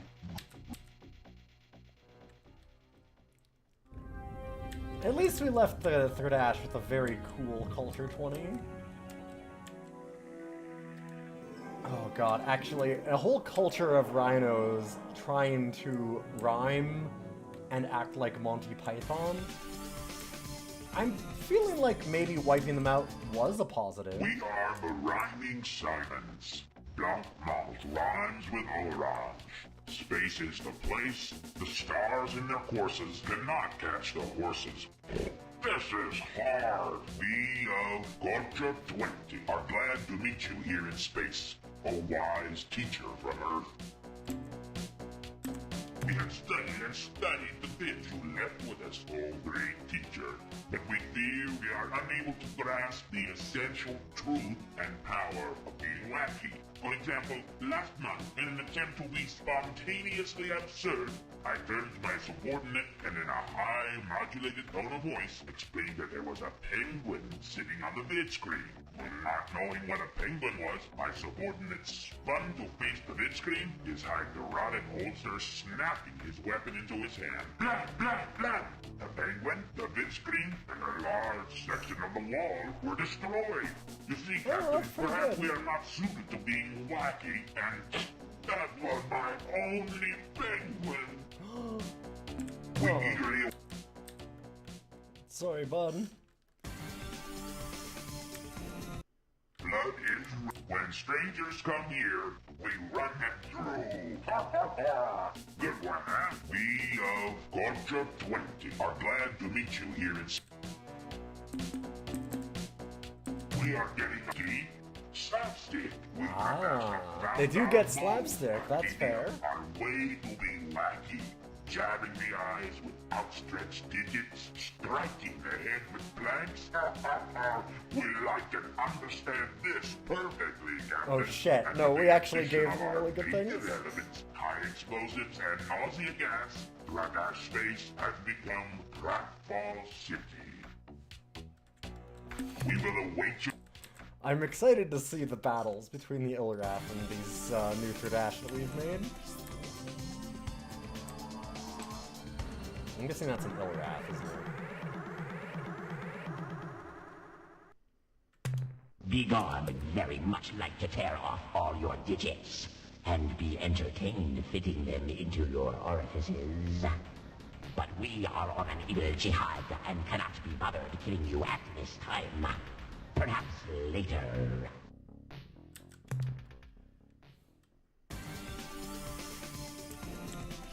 Okay, we need to find a Slylandro probe.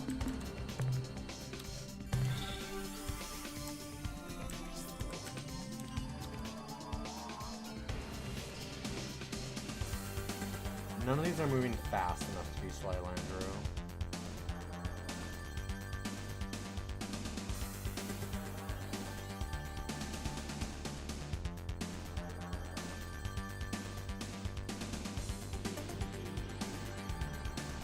Not neither.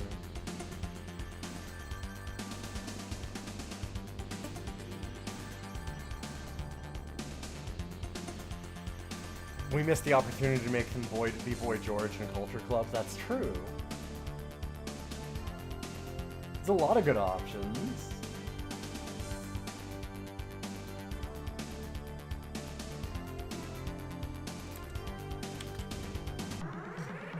There we go. Guess what? Save game.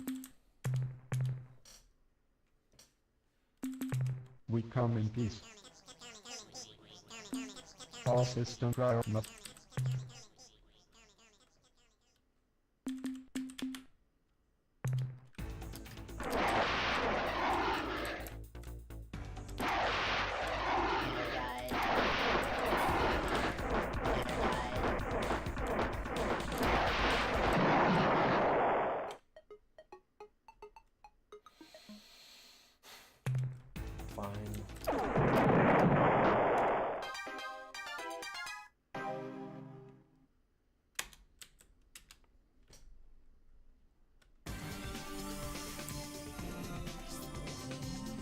Our battle group's been greatly diminished over the course of this.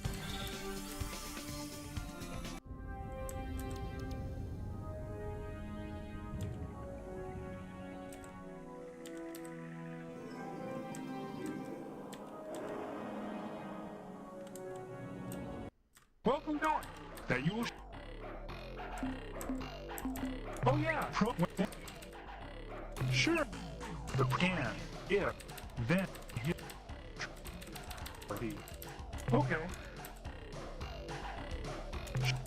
Okay. It was to seek what? Okay. Oh, probe when it.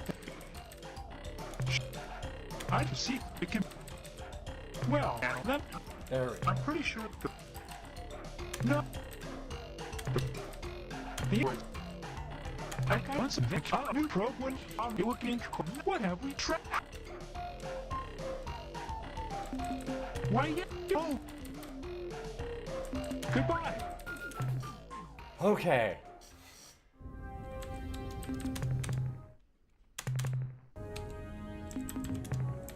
Gotta remember, this is back in the day where autosaves are not really a thing.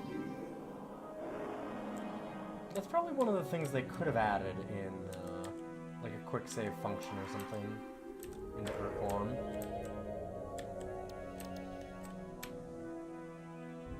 Did we actually look at all the resources here? I don't know if we did.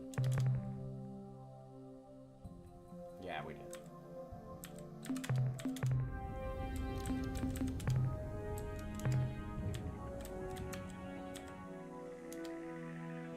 Let's go to Zeta Corvi, just because. I can go and get some resources. Take a look.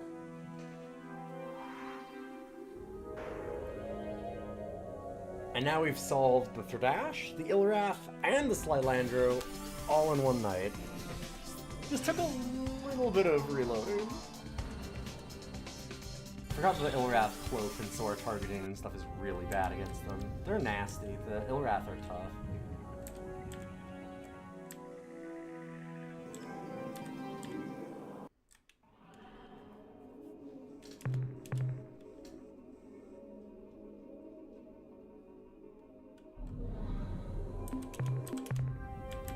We didn't go to Zeta Corvi yet, did we? I don't think going down for, though.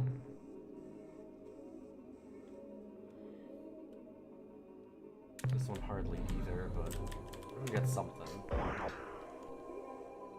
A lot of earthquakes, so we gotta be careful.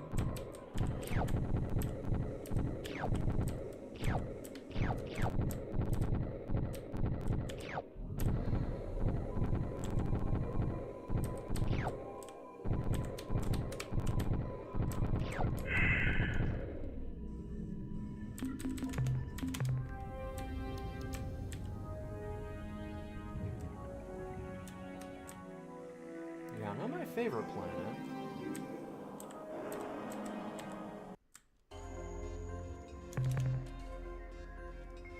There we go. Don't I have seatbelts now? I do. We got all of the Melnorme upgrades, I believe. It doesn't mean that you're totally immune, though.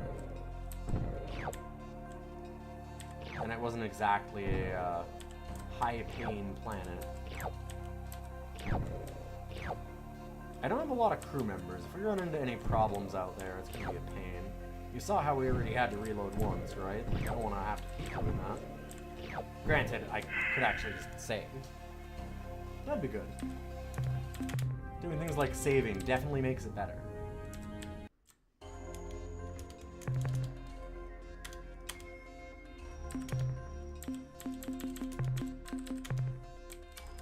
I guess. Man, everything here sucks.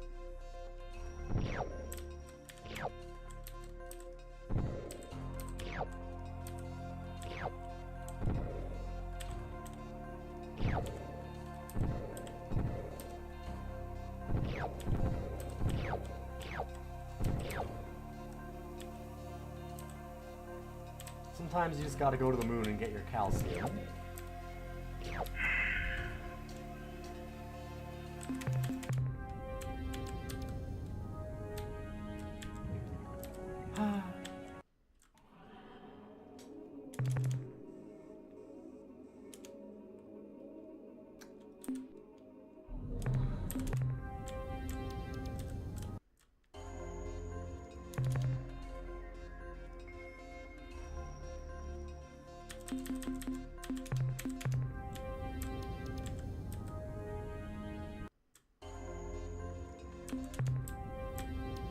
Can't all be this bad.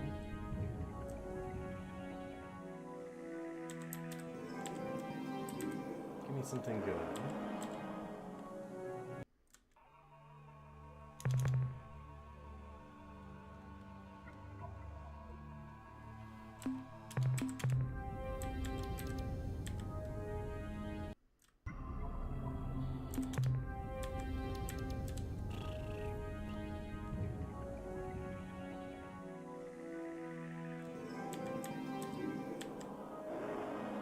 Dang.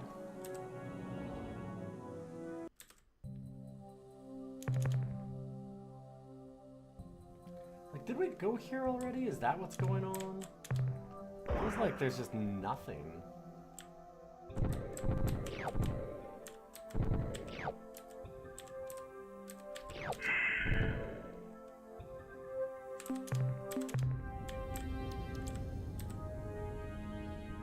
Come on, Ruby World. That's not a Ruby World.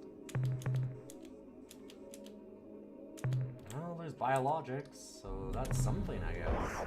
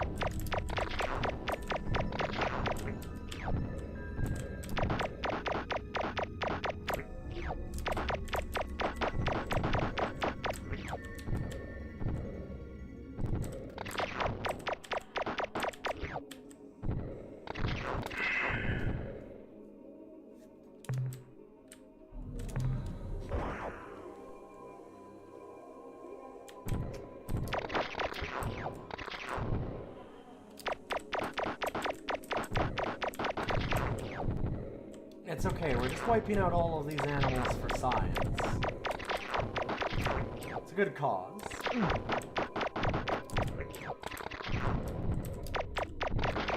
Science in our wallets. See? That's good.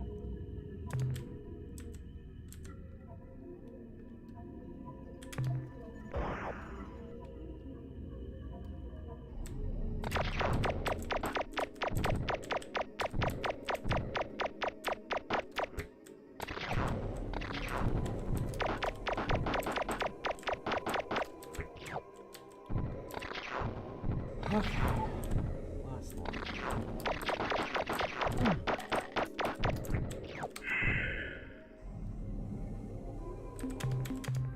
Lost a lot of crew on this particular mission.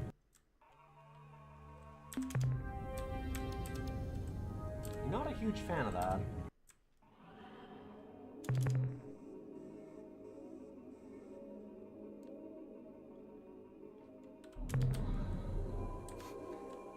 This is the planet that actually has the most resources so far, which is incredibly tragic. There's hardly anything.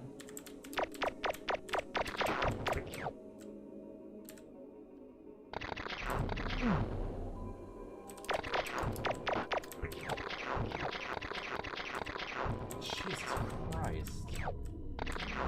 Look at that lightning shield. Got lucky on the rolls for it, too.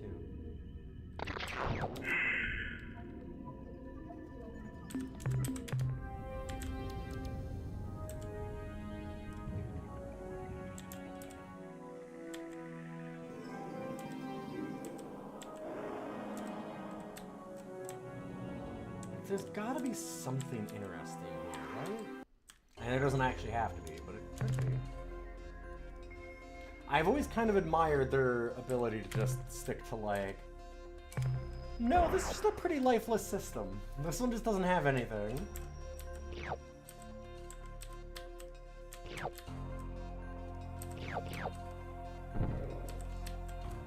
They have a good mix of it anyway.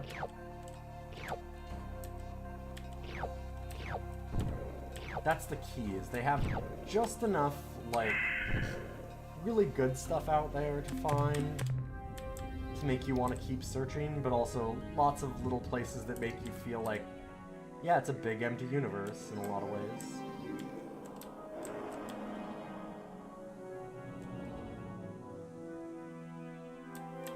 Mission 1? Where's the middle planet? Oh, there it is. It's that little purple dot. Oh, this was planet 4. Yeah, okay.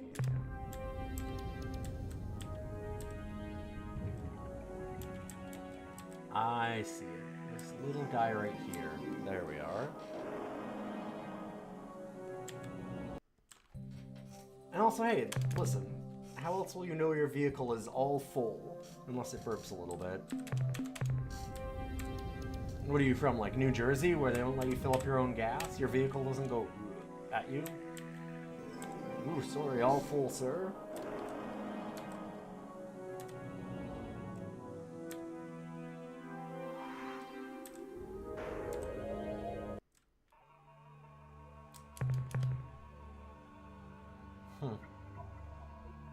Yep, this is kind of just a shit system.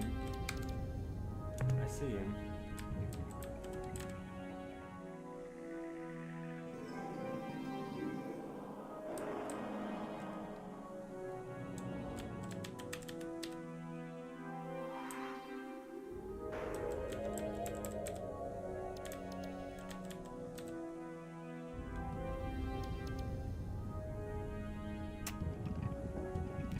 Thing.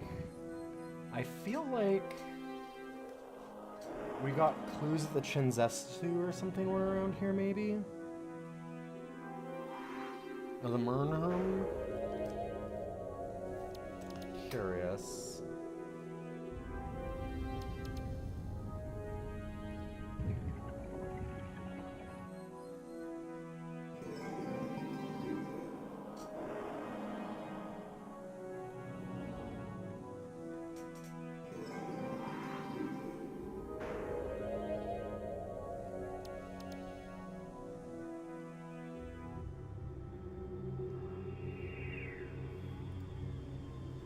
there was the talk about a white star. I'm wondering about Alpha Columbae.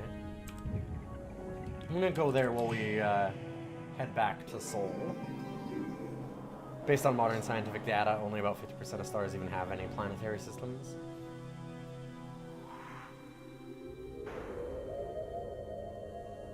Yeah, that a lot of planets are just kind of floating through interstellar space. Yeah. And we really don't know a lot about space in a lot of ways. Like, we know quite a lot, but also... it bigs.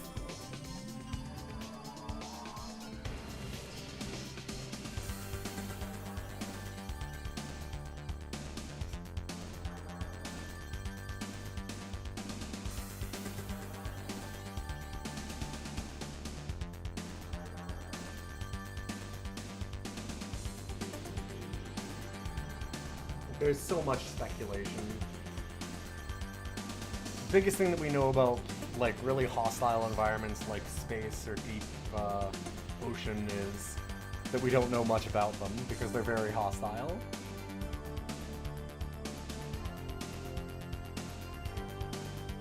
Hostile? No, this is hostile.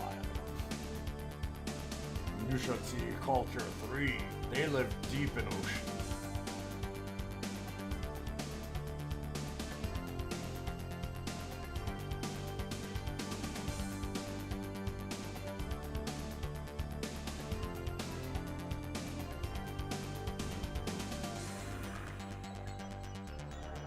More gas giants should be interpreted as whatever Outer Wilds is thinking. Outer Wilds is such an incredible game.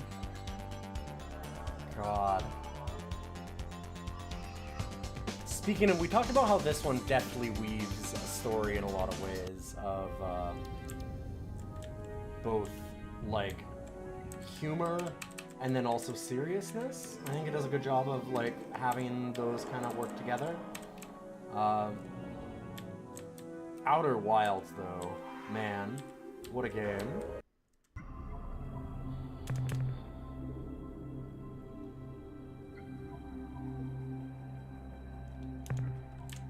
By the end of Outer Wild, at the beginning of Outer Wild, it's just like a laugh a minute. By the end of all Outer Wilds, you better be, like, introspective and crying, essentially. This is a little bit dangerous planet. Slightly hot. It's okay, we've got some crew to spare. Some.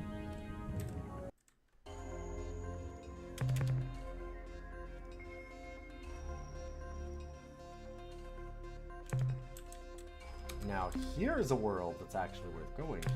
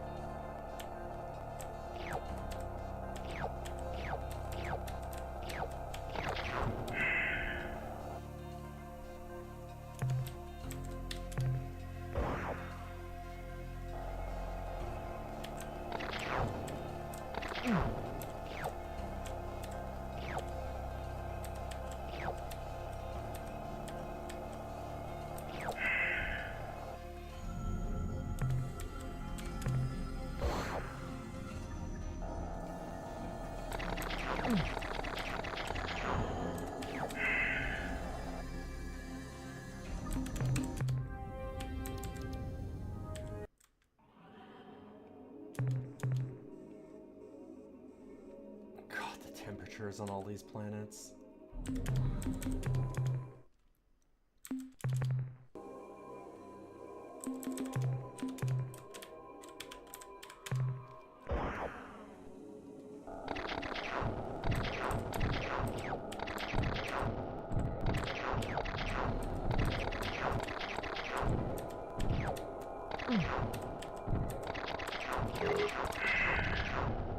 Hey, Raven Knight, good to see you. How you doing?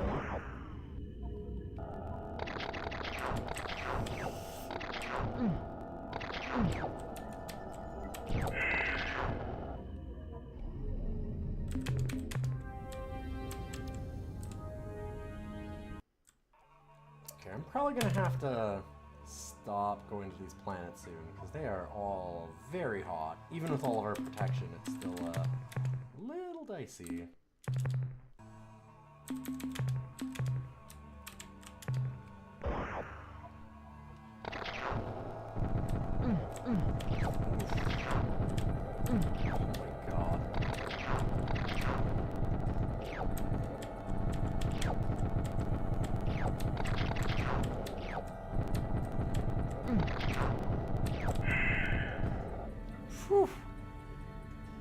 I figured you'd stop here and say hi after you messaged me on Discord. Did you have a scammer come by and say hi?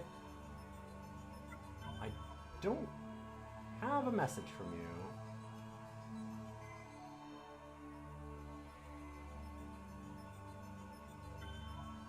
I don't think. Doesn't show me anything.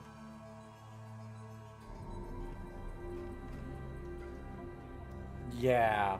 You got a scammer. There's people that are trying to pretend to be me. On Discord, you'll know that I'm me because I'm Xbox support. They are trying to tell you that you can, they're probably telling you, hey, I can help you grow your channel. Don't ever believe anybody that tells you that. Ever. Quick tip. I have had 1,000 viewers as an average over the years. I've been streaming for about 15.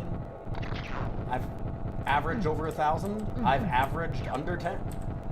The number one thing I can tell you about the difference between those times is luck.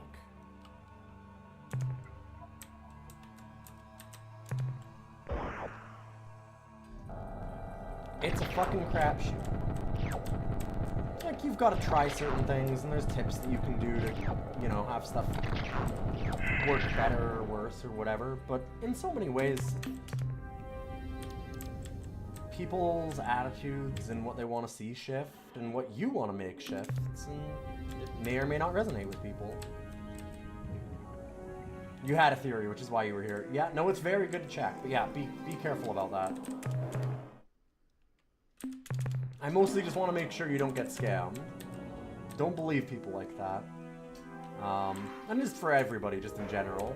We've, like, Grand Pooh Bear also had something about that a while back that I remember, where people asked, like, wow, how did you suddenly get so big? And he went, well, it's, you know, I've been streaming for like 8-9 years or whatever at the time. And I've normally averaged, like, at best 50 people, and now I'm averaging 500 or more.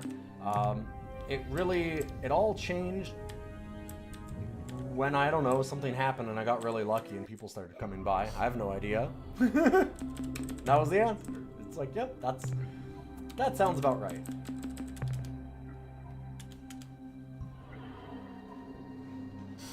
I mean, a lot of it is, are you willing to play the current popular game? I don't think that a lot of it is that.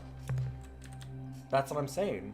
Go to any current popular game and you will see more people than any other area that have 0 viewers, because they're at the bottom of the list of people playing current popular game. And of course they are, because everybody's playing current popular game, and you'll go to the people that you mainly want to see.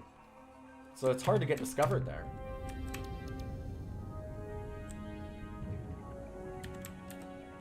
This is what I mean, like, there is no, like, a lot of it is, are you willing to play a current popular game? That can be the answer, but you have to be lucky. You can have a bunch of people who will raid you and recommend you and stuff, and they also have a bunch of viewers. But they have to jive with you, and you've got to be lucky enough to find somebody like that. You've got to, like... This is what I mean, like, the number one thing is... get lucky. Fastest way to get big is to start streaming in 2012. Kind of. I mean, I started streaming way back then. I'm not big. Not anymore. I was at one point. My best friend and podcast co-host, Boyks, also streamed before I did. He's the one that inspired me to start streaming. He doesn't have any viewers anymore either.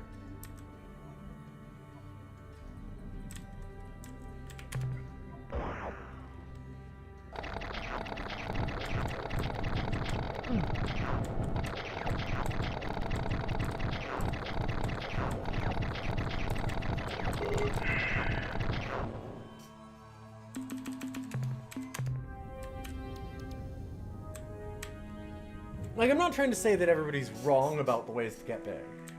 There's lots of different ways. And there's certain things that work, and there's certain things that you have to do, certainly.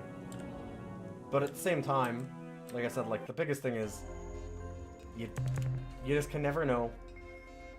Only quasi-degenerate? Man, I'm all the way degenerate. Unfortunate. Not my own home planet.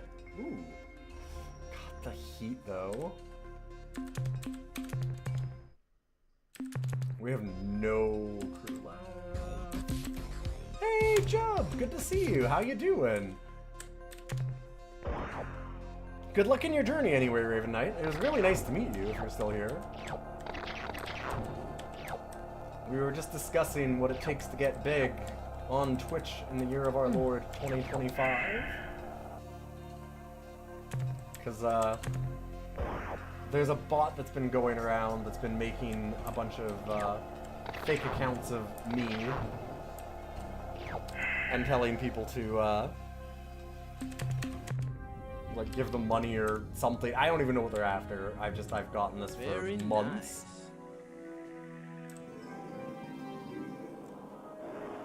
And, they're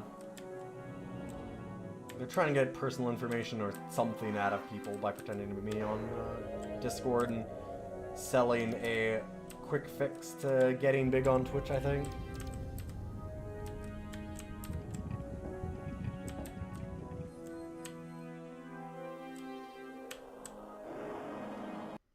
And boy howdy if I knew the answer to that. Me too. Well, I mean, that's the thing, is I do know the answer to it. The answer sucks. In that, it's get lucky.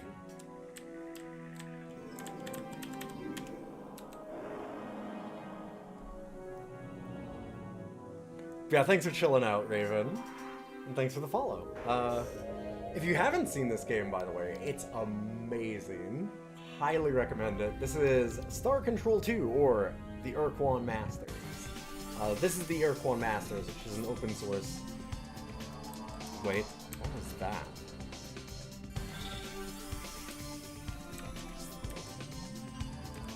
You all see that?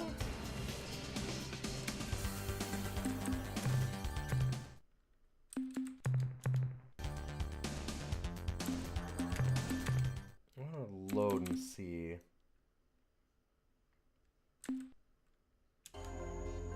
Huh. You made attempts at this game, but you got too frustrated. Well, early on it can be pretty nasty.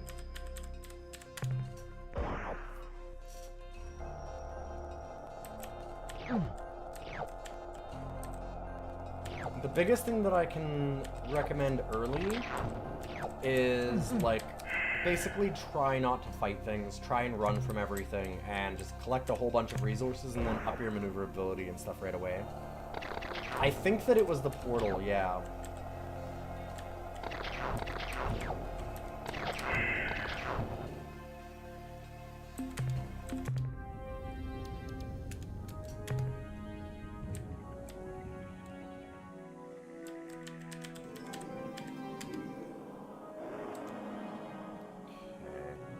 Start autopilot and see if I can get there.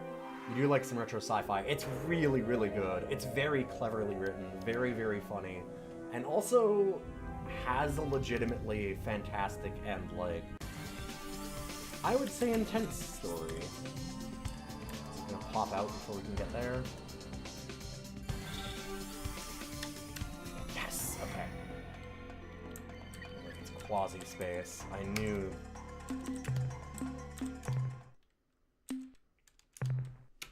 Hell yeah.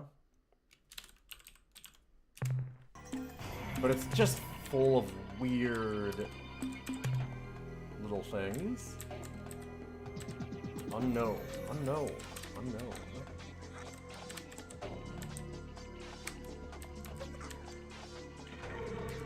Well, let's go check somewhere out. Good thing we have... Oh, right, no, it's just a long warp. Good thing that we have, no crew left.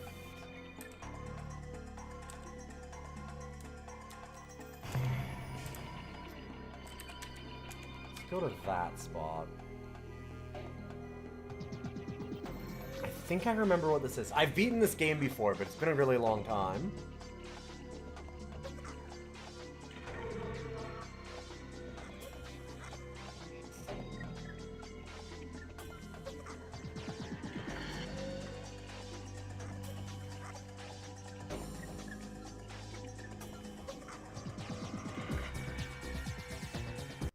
Ha-ha! Our clever ward has found our nook in time. Arly-lee-lay-lo. First, brave human. No others have made the trip. This is our home world, Polyalarophyli, nestled safe in this true space eddy. The portal you pass through is a rarity, a natural point of interdimensional fatigue. We use these phenomena to speed our transit through the realities. We are wondering, have you met with the Ur-Quan recently? We entrusted an injured talking pet into their care, and we were curious about its progress. Oh my god. I forgot about this. I forgot that was a storyline. It's the Lolly-Loo-Lay-Lo, yep. Honestly, their name is almost exactly the Lolly-Loo-Lay-Lo. It's the Ari-Loo-Lay? If I remember correctly? Oh my god. Okay. If you follow along with the entire story, by the way, the idea that they gave a talking pet to the Ur-Quan?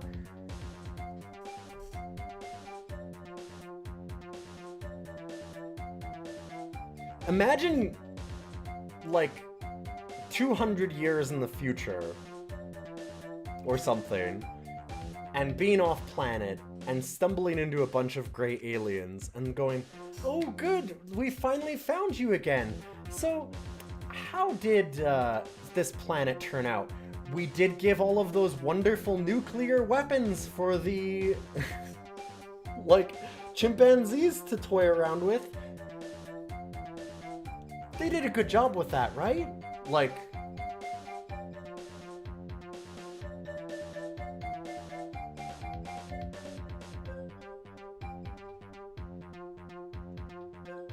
the talking pets are a big story point as things go on, and the Ur-Quan have been, they're the prank race that have been going around going like, "Oh, we pulled a really good prank on these guys. We crashed their moon into their planet." So, not who you want to give it to. You're part of the Alliance of Free Stars. Interesting. It has been so long since I dealt with humans, I had forgotten what it was like. Now, let's see. How shall I best appease you? Yes, if I remember, an honest answer would help. We didn't exactly run out on the Alliance. We chose to leave when there was no longer a reason to stay. You humans seemed safe enough under the Ur-Quan slave shield. In fact, we rather liked the idea, and wished we had thought of it ourselves. For your safety, of course.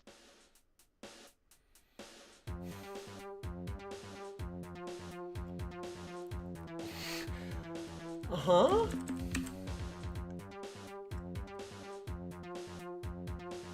As you know, we live in a dimension adjacent to hyperspace, which we call quasi-space. Our ships move between these dimensions through weaknesses in the interdimensional fabric. Yeah, these are basically Although Roswell many aliens. such Yeah. weaknesses or portals That's why I exist specifically which said lead gray our alien. dimension, quasi-space, to various locations in hyperspace. There is only one naturally occurring portal, which will transport a ship from hyperspace to quasi-space. We therefore find it convenient to generate our own portals artificially, with focused dimensional fatigue rays. As a sign of our long-standing relationship with your species, we would happily fit your vessel with a portal Oh, we spawner of its would. own. Wait. But your ship is so massive, our units would be ineffective. However, we suspect you may find a sufficiently powerful warp pod, a key element in a portal spawner, in the wreck of the Ur-Quan dreadnought on the 7th world at Alpha Bavonis. Bring that warp pod back here, and we will prepare a portal spawner for your vessel.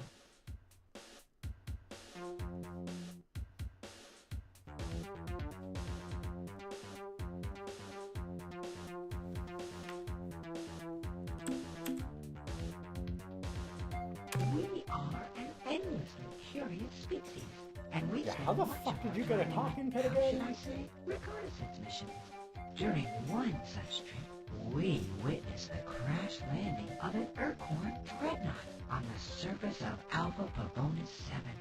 Normally, when an Ur-Quan vessel is disabled, it automatically engages self-annihilation circuits to prevent other species from learning the Ur-Quan's technological secrets.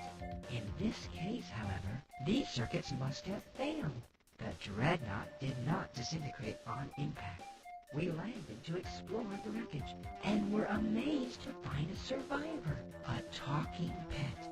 As you may know, the Ur-Quan use these non-sentient creatures for the task of interspecies translation, a task the Ur-Quan find ultimately demeaning.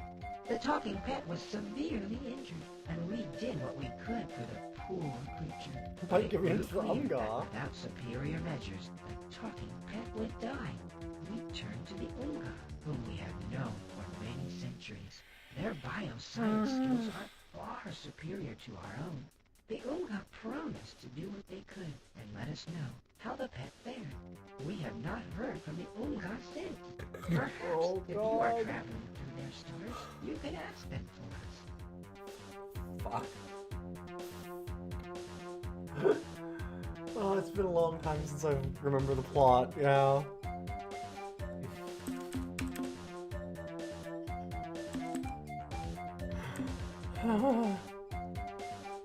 You desire honesty. It is given. We have visited your world for many thousands of years into your species' past. We have changed things, made modifications. Forgive us if we forget the importance you attach to such events as this. Our context is infinitely broader than yours in scope, both in space and time. Nevertheless, to fuckers. please you, I shall try to recall. Yes, now I remember. Here is the sequence. The Ur-Quan fleets have moved through your solar system, and you are defeated. Your people make the choice not to fight with and for the Ur-Quan. A shield is cast about your world. Your people are now safe. This makes us happy. The Armada departs your star system and moves toward the remaining Alliance members, ourselves, the Cyrene, the Yehat, and their adopted Shofixti. The Yehat and Shofixti withdraw to Delta Gorno, but they do not permit the Cyrene to follow. We are content with the flow of events and leave the area to return here. From our perspective, this sequence of events ends here. That was Delta Corner?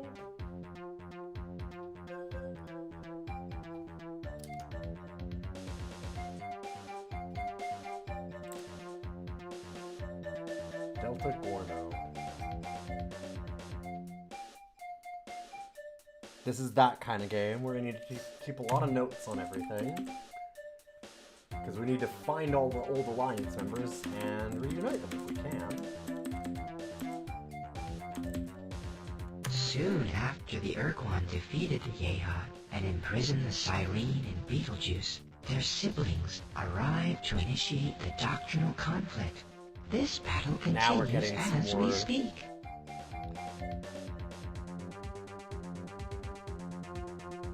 Now we're starting to get some more of the actual plot.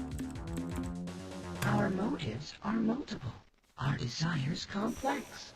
Part of what we do on Earth is for your own protection. There are parasites, creatures who dwell beyond.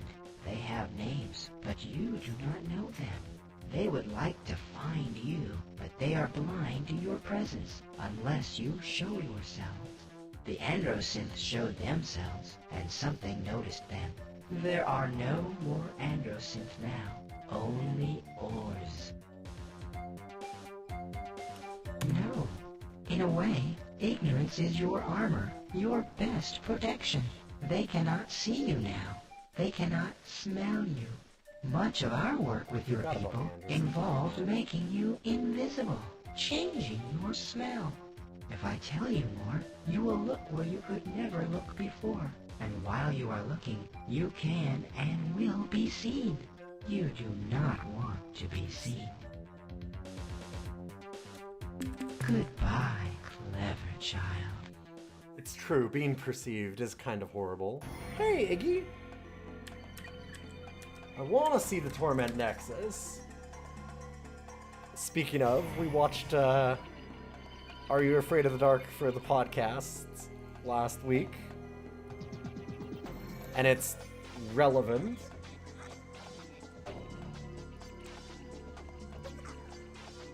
Nope, that's not it. Hello? Hold on. Yeah, here we go. Hell yeah.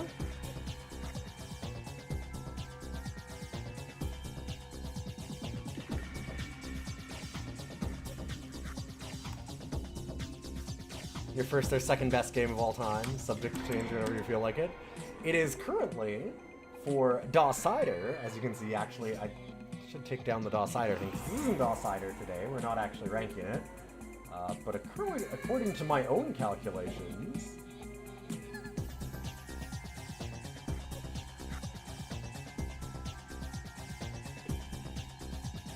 it is in fact the #1 best DOS game of all time.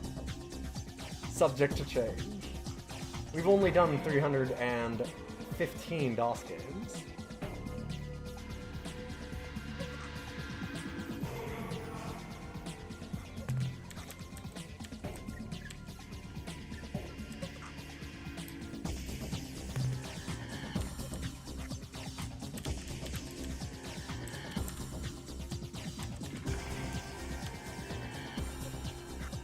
I guess we'll go out this way?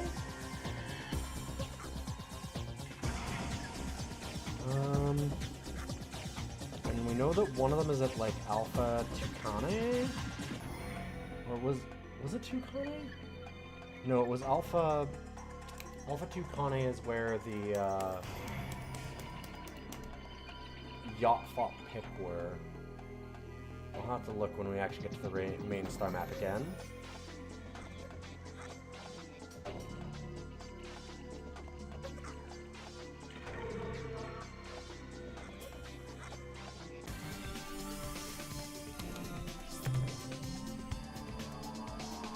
Oh, Jesus Christ. No, I did not want to be in Ur-Quan space. Columbe.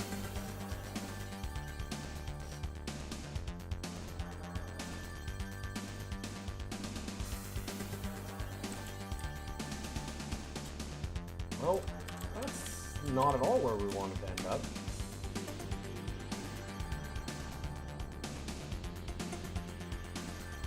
I have a crew of 8. We do not want to fight any Ur-Quan.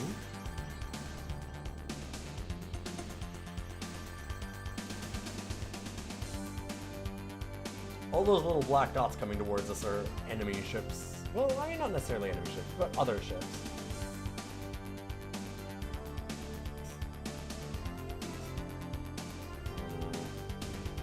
I might need to manual my way out of this one for a second.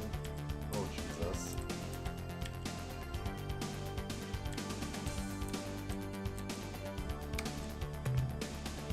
Yeah, we're in the middle of Ur-Quan space still.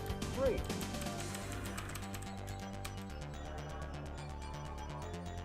Still a lot of Ur-Quan.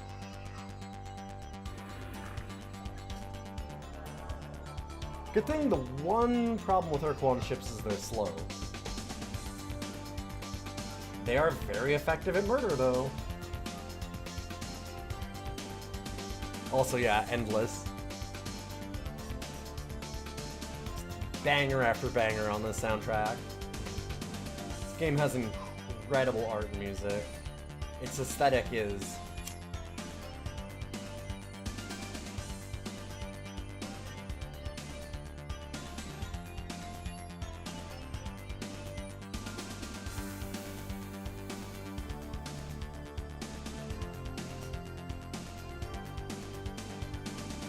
I really hope that Free Stars is good. I don't know. I mean, it's been 30-some years, like 33 years since this came out. I don't know if they can really redo it again. This occupies a very specific place and time. Yes, yeah, I'm aware that they didn't have budget for voiceover artists. They did it themselves, yeah. Yeah. They got, all the music is also done from, like, contests and stuff, too. From early internet forums. Back in the 90s. Like, 92, remember? Granted, this is, I think some of them came out afterwards as remixes for the Ur-Quan Masters, at least. And they were done, like, this is the 2002 re-release. So it was in, like, the later version. The voiceover stuff was also done because it's for Ur-Quan Masters, and it was also on, oh god, what was the port? Because the original does not have the voiceovers.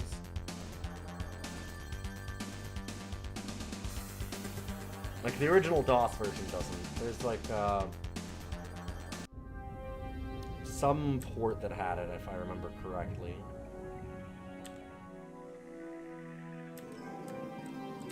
I don't think it was just for Ur-Quan Masters, but I could be wrong.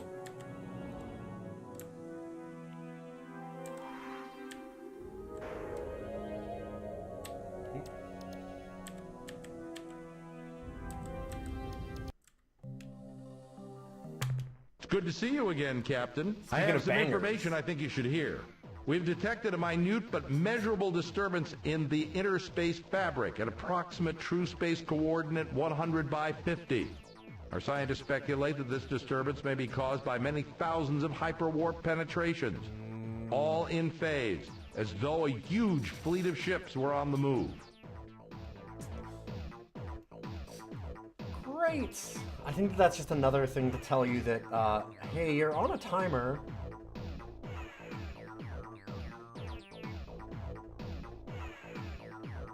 Plot is happening. The analysis reads as follows.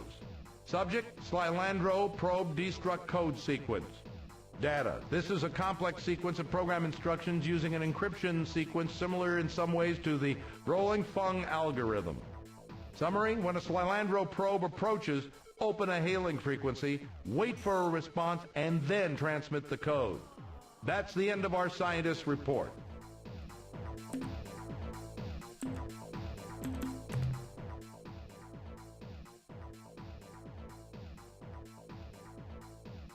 More fuel for the fire, eh, Captain? That last load should keep it blazing. Perfect. Be careful out there, Captain. And now it's time to do some upgrades. First of all, we need crew. And fuel.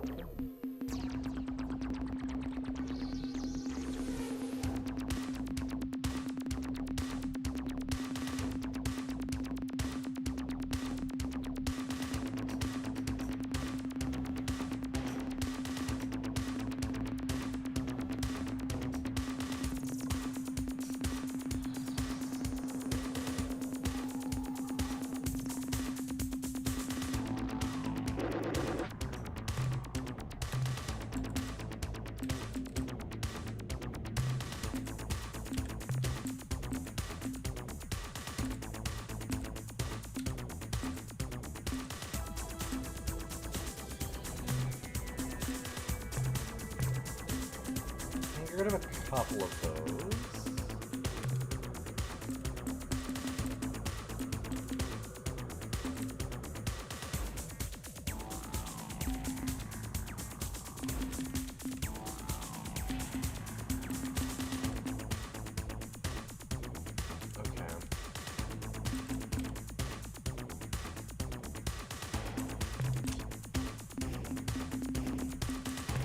I really wanted to put down another Hellbore cannon, but that's not happening.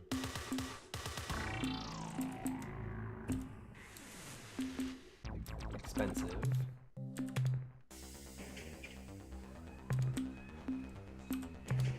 Especially since I need crew.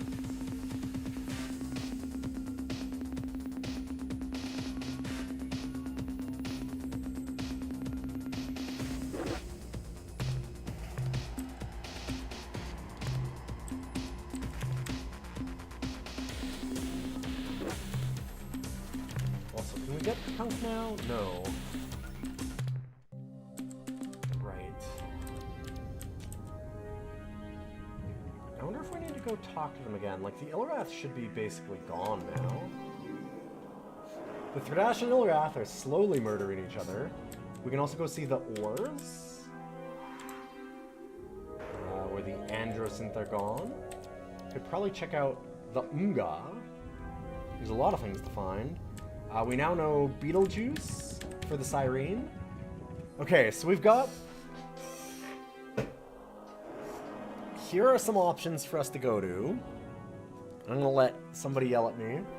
We have, for our next thing,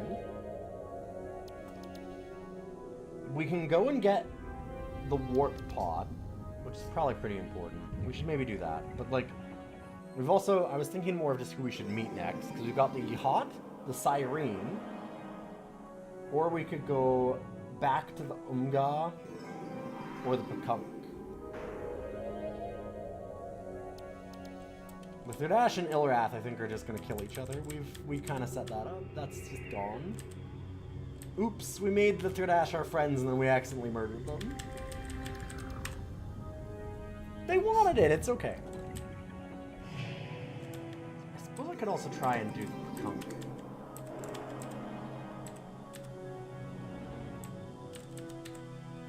I think they're on Beta Geichlus.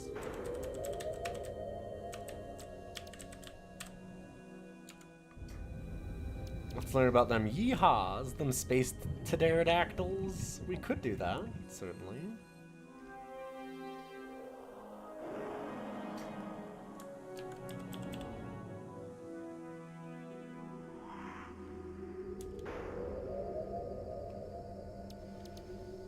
No, they're in Gamma Kruger. What am I thinking?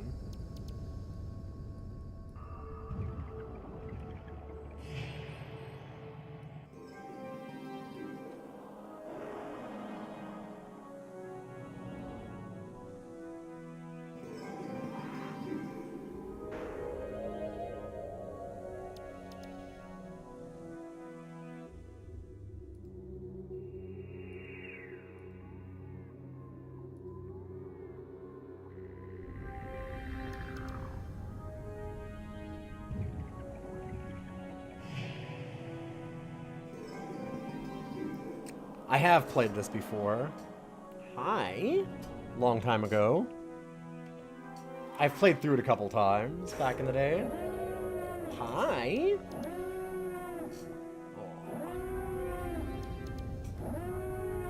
Slam those kitties if you got them. Oh yeah. Hi, buddy. Oh yeah. Okay, what do you see? The boy. I got the boy. Come on over. What?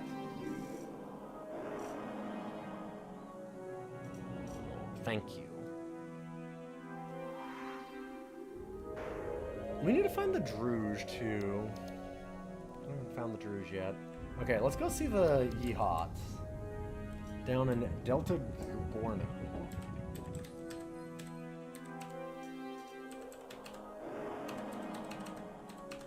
Buddy.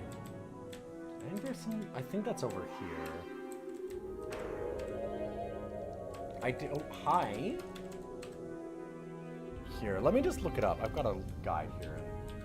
I'm not like 290-026. There's also a map that came with the game, but I'm not looking it up right now. Hi. Oh, be nice. Hey, don't chomp so hard. What? Are you being bitey? We're trying to get somewhere specific. Yeah, we're going to go see the Yeehaws.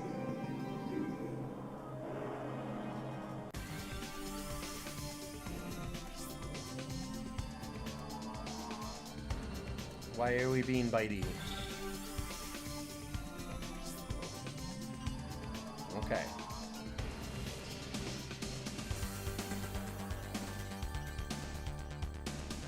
This is a game that just sucks away time. I've been playing 3 hours and I feel like we've hardly done anything. Part of that is that I fucked up a little bit but also, it's so easy to just get lost in the universe here. I love that there's so many, like, it is such an actual open world back in 92 where you can solve, like, you don't have to meet, to win the game, you only have to meet, like, 3 of the various aliens, and there's, like, 20?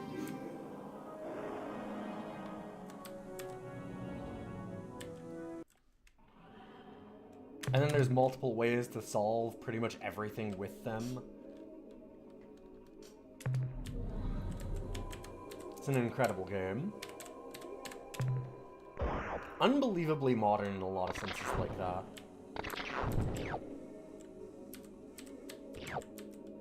And that's why, like, I don't know what you would even do for a modern version of this game, because realistically, like, that was so unique, or, like, uniquely well done on this,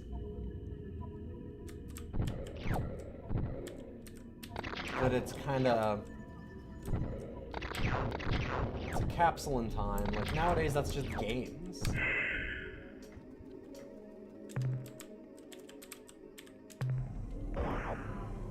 In 92, having, like, a big open kind of story like this with multiple ways to solve a lot of things was so unique. Play Star Control 3 and see how they updated it. I did! I did that as a joke. Where was it? They made Smooth Pekunk.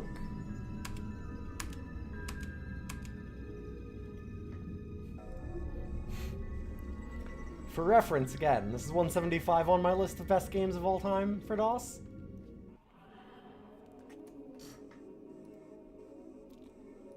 Yeah.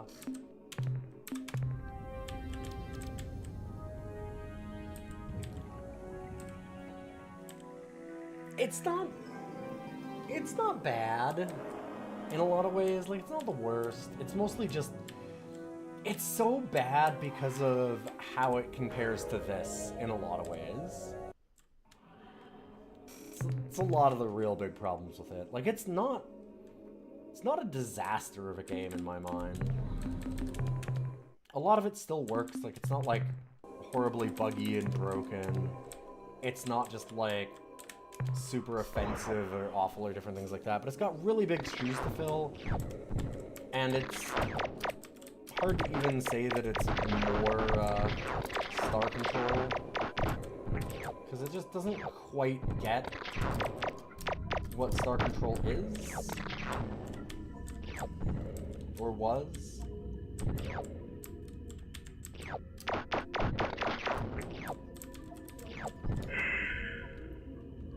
It's the Andromeda thing.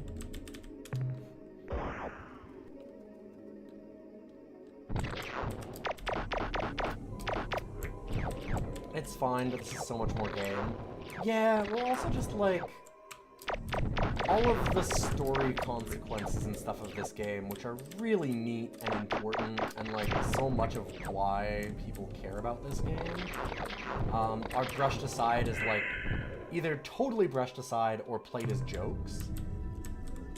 And I mean, this game is obviously goofy. It's got a lot of jokes. But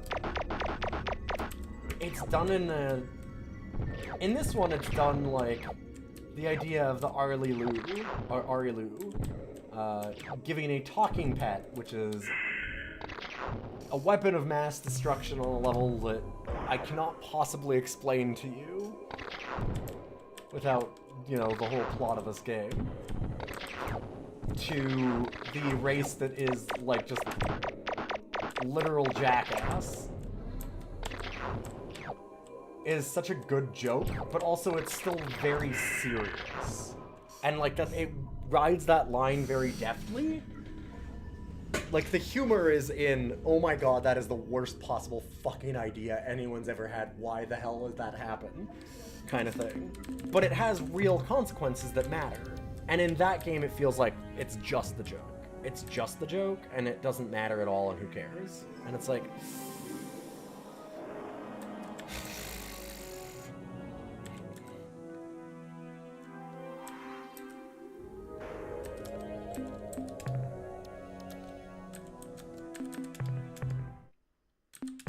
that kind of just sucks the wind out of a lot of it. Attention, huge Aryan vessel. Though most of my sensory instruments Yeah, right. my mass indicator shows the huge size of your vessel, revealing you are none other than a disgusting Ur-Quan slime wad. I am the glorious Shofiti warrior Tanaka. You killed my father. Right. My mother sticks, in fact, care to die. Yeah. To be fair, a little bit, the original did not have the voice acting. That was certainly a decision that they made.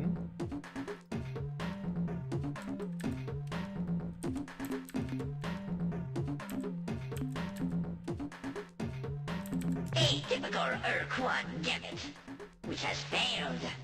And now, I howl the scream of death. Yay!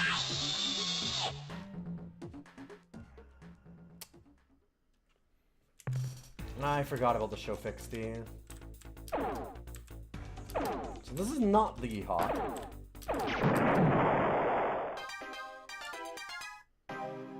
I don't know if...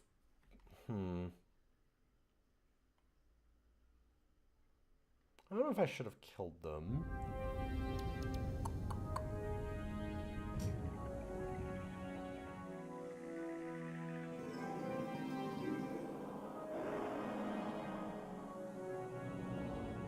Oh, right. Yeah, that's the end of the show fixed.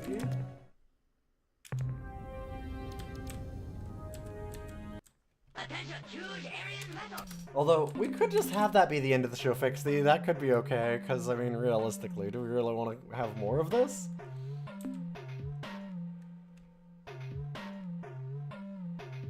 You rip, rudderless sack of giant!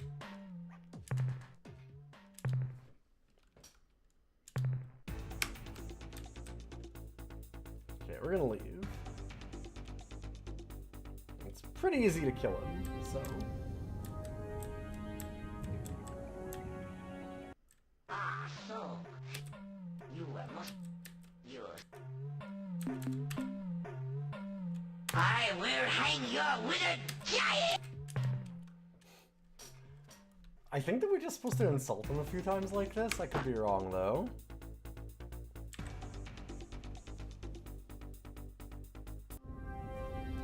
Yeah, this might be the last Shofixty ever, right? I see you're back for even more. Why, you wallowing, phlegm-filled, grunty belly ricker, you... Hey, Ur-Quan never insulted me before. Who did you say you were?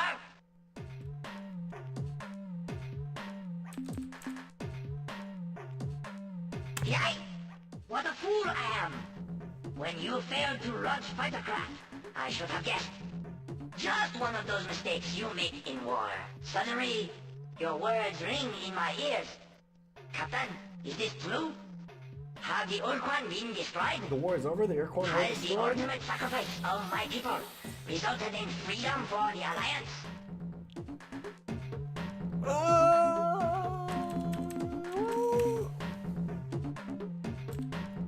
Sorry to tell you this, but the Alliance got blood blasted. I am a defeated warrior! Oh, God.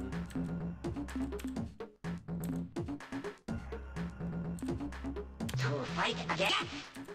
I cannot leave my homeworld on... Goodbye.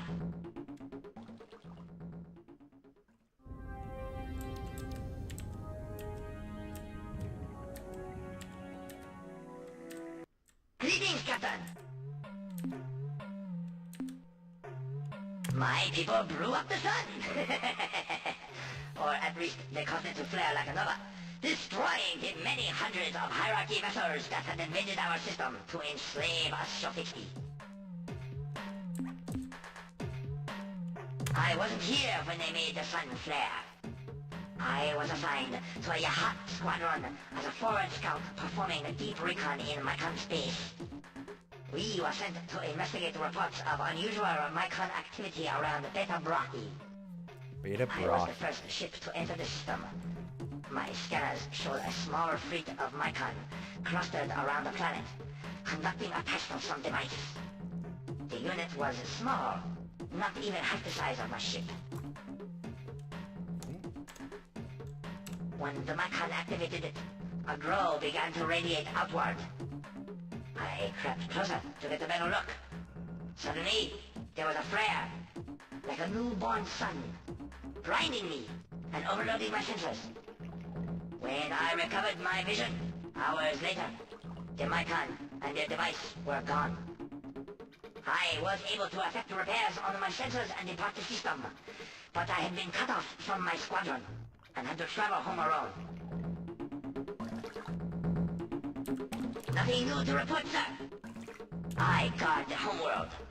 I seek revenge against its destroyers, the Ur-Quan, and their vile battle thralls. I await the return of the hero Ur-Quan and the rebirth of my species. On my way home, I encountered a Vox intruder. Before I destroyed it, the Vox was able to affix some of those vile lipid things to my ship, and I had to return home at a greatly diminished speed. I did find one thing interesting, though, as I skimmed to the edge of Yehat space. I dropped into Zeta Sextantis to recharge some of my depleted energy cells, so I moved into the extreme inner system. There, right next to the sun, I found a very strange planet. It messed up my sensors somehow. That's why I could not recognize your ship at first. I've never seen a planet like that before, so maybe you should investigate. Okay. During my battle with the Vox, but I guess at this rate, good hunting!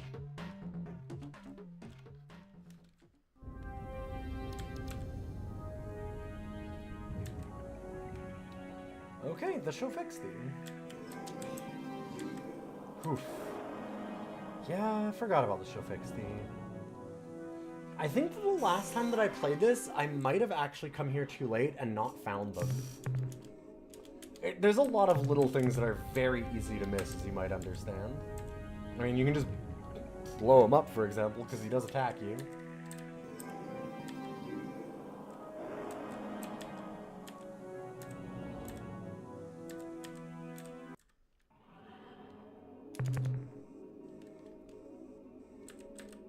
For the most part, this game is so good about a lot of that kind of stuff, and then, God, the show fixed the... I totally forgot about that. Yeah, no, I know, yeah. Yeah, they have the glory device, yeah. They're very much a extreme racist caricature. Really unfortunate in a game that's really very, very good. And like I said, honestly, in general, has like a lot of pretty good politics for a lot of things too. And then they just thought that was funny, I guess, which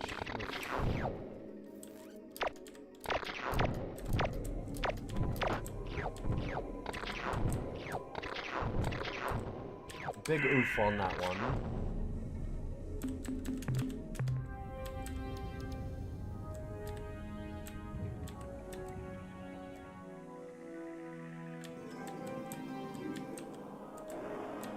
The rest of Shofixti lore is, like, actually kind of interesting in a way, because they're just an uplifted species is the idea. I always liked the idea of uplifted species. It's a thing that I really wanted to play, Eclipse Phase for, which is a cyberpunk role-playing game, tabletop, from a friend of mine. And you can do things like be an uplifted octopus. Hey, Ghidorah, good to see you. So if you want to be a cyberpunk octopus, Eclipse Phase. I always thought that was just rad as hell.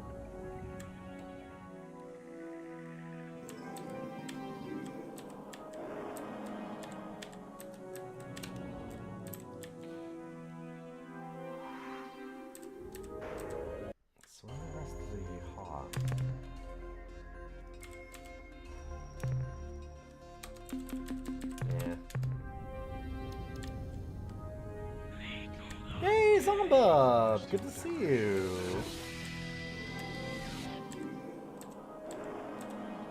Foolish Terran, your months now belong to the people of Planet Chat.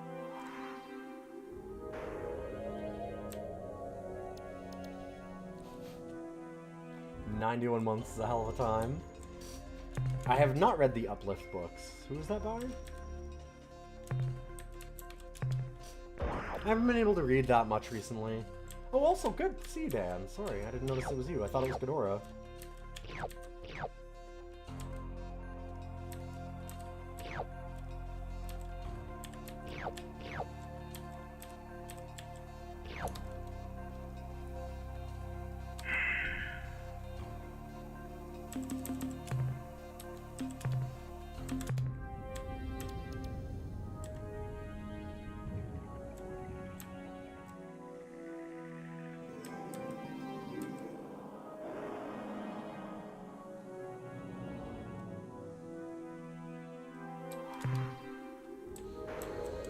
Okay, so we still don't know where the hot space is. I'm guessing that it's over here, then?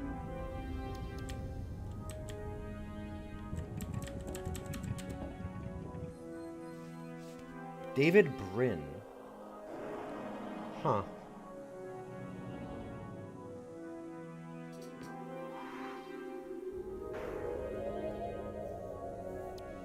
We need to find the Vux also, because of that conversation. I need to talk about Zeta Sextantis.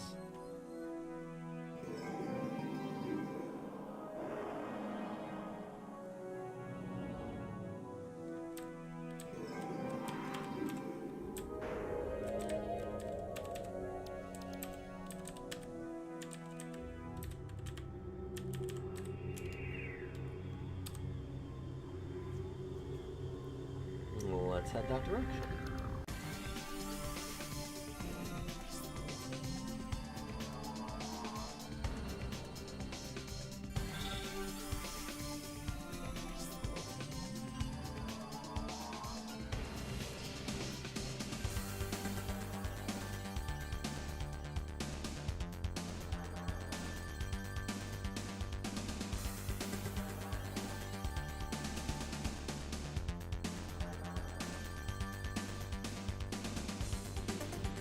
Yeah, I didn't know that that was the origin of the term. I'll have to take a look at that.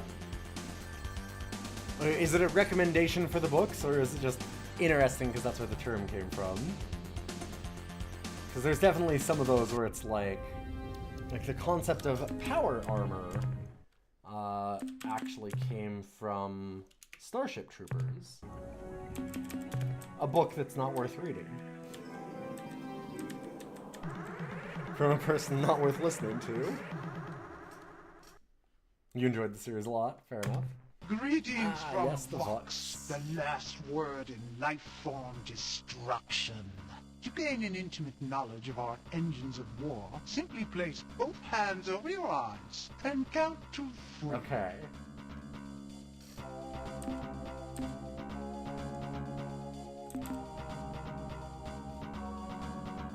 Wait, Starship Troopers was a book?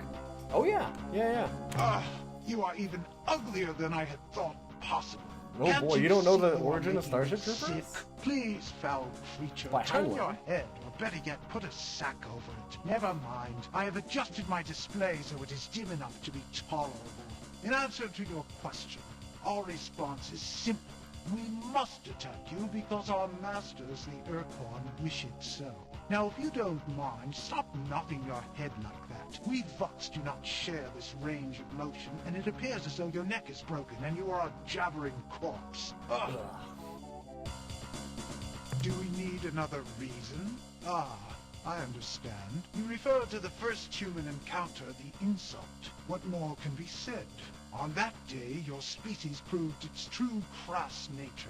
You see, we Vox pride ourselves on our open-mindedness, our ability to see beyond even the most bizarre and disgusting face like yours. But that insult was so low, so totally reprehensible, that we will never forget it.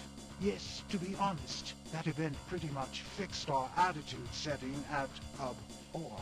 I suspect we will despise you forever. What if we Probably apologize? not. You see, although we Vox are highly reasonable beings who would never judge our race solely on its appearance, the magnitude of your Captain Rand's insult was such that we will probably never forgive your species. Nope, I didn't think that would be sufficient. It lacked conviction. Sorry, but I'm afraid we'll just have to kill you now. Dang, sorry. The book is worth reading. I have a different view.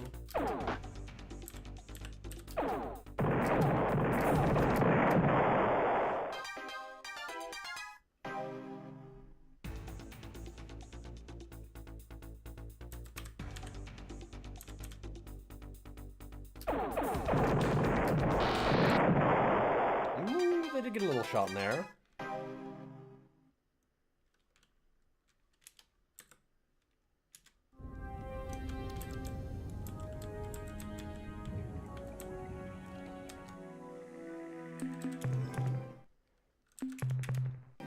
They're trying, listen, the Vox are very open-minded. They're trying to see it our way. They don't want to murder us. They just have to, you know, for the insult.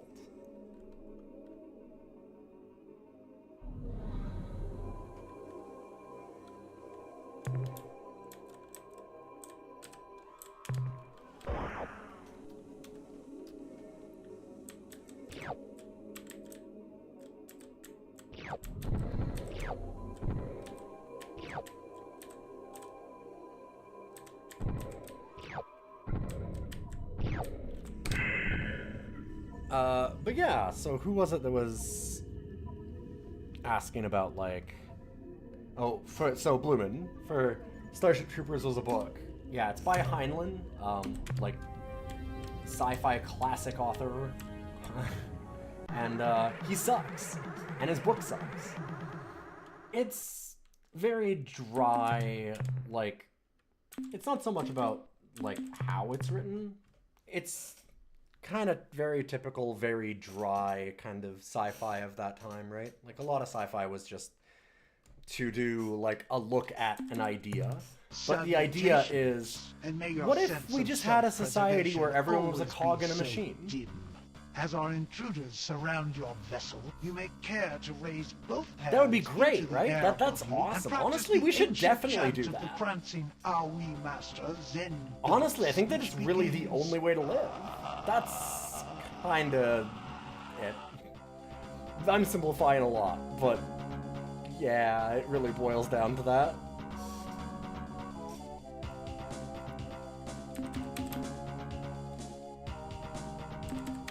I think that you can paint over it in a lot of different ways, but if you really want to boil it down to the essence, it's like, you know, you have to be a degenerate that doesn't really have any value for life. If you don't just want to be an absolute cog in a specific war machine.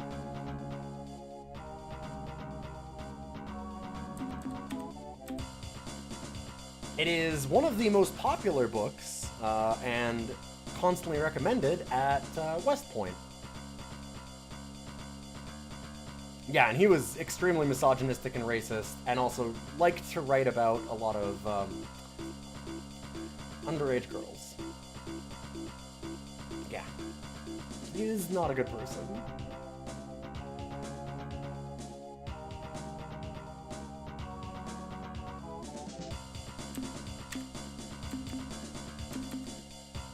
No, that didn't cut it either. So are your insults still just garbage? Dang. Fuck.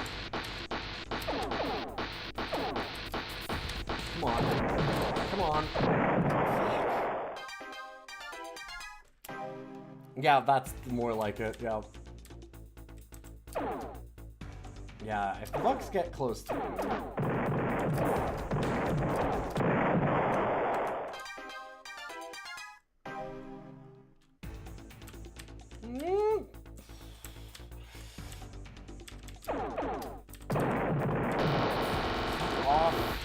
Die.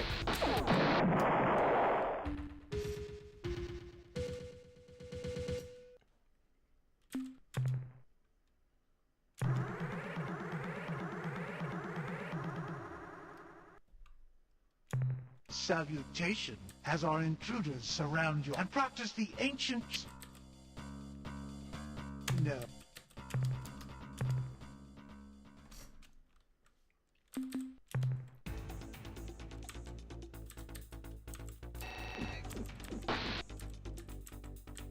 Baby, moron, fool, loser, dodo, moron, wit, worm, fool, moron, jerk, idiot.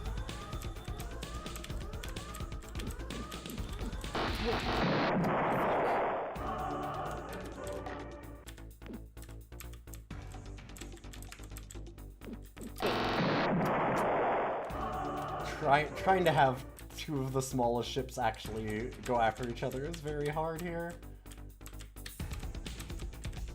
Jerk, wimp, twit, wimp, dodo, wimp, idiot, dodo, worm, idiot, dummy, moron, worm, wimp, moron.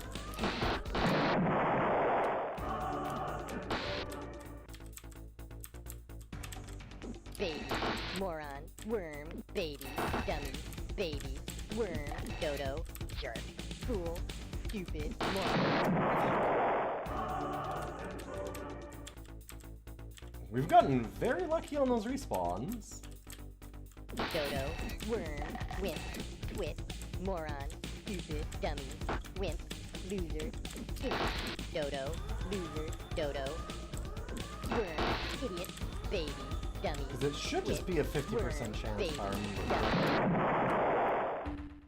Dang.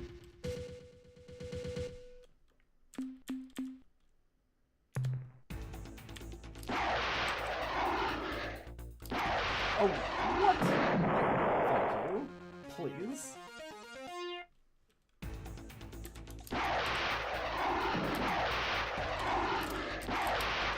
Okay, listen. Game.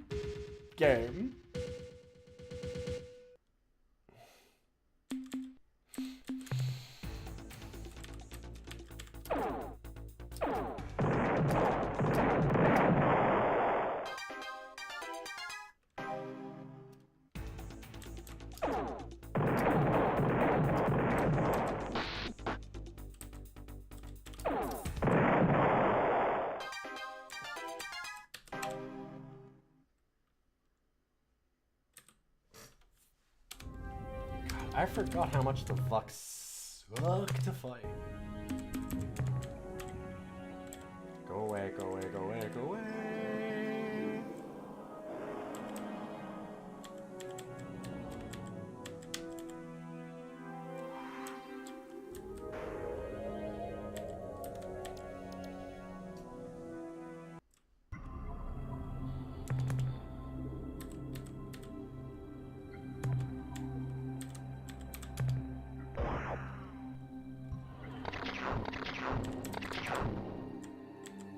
Alright, let's go down to, Planet 1 like we were told.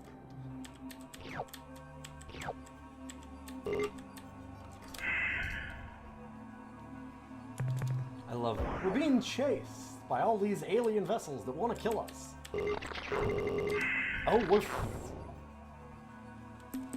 Right, we got rid of, a lot of our cargo space.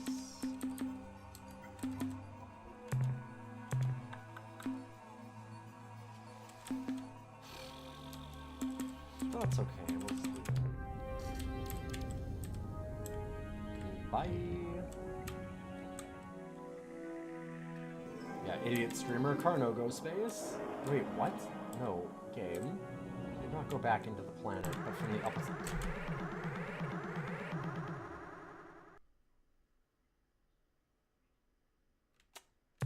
This is... I would like to say how very much we have all enjoyed taunting you, and to congratulate you on plumbing the limits of Vox courtesy, which you have now exhausted.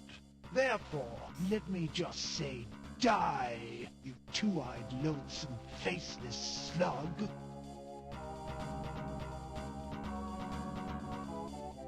I don't think your heart is in it.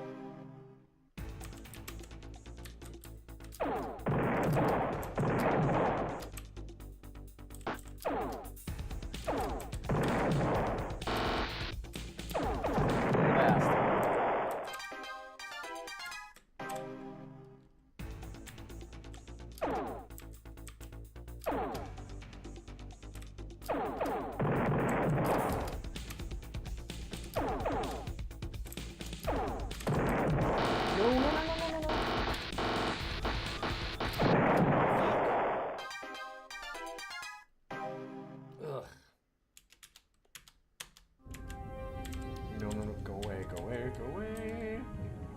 Oh, I hate them so much.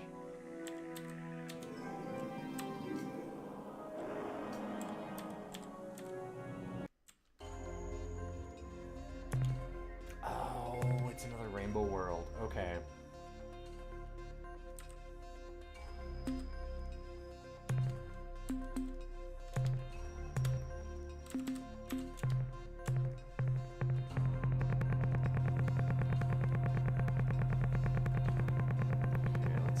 Some stuff.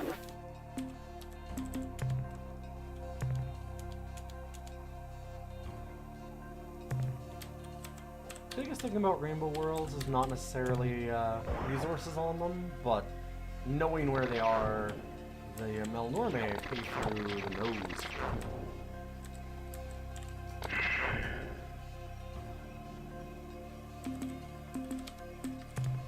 Nope.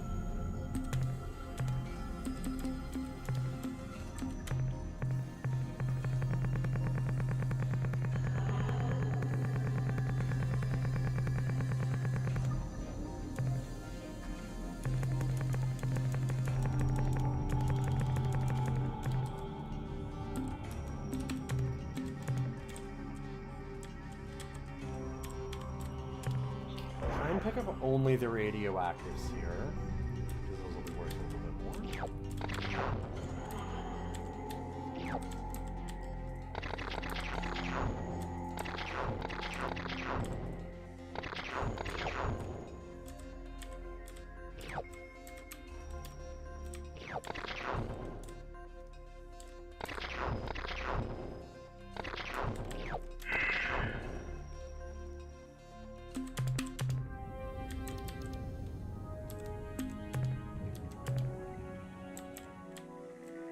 Now I know where Vox Space is.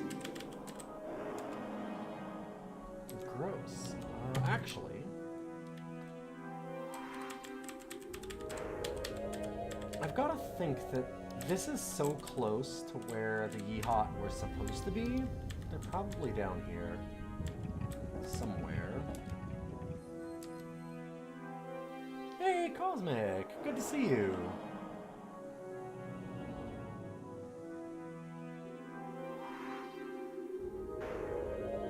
Bye.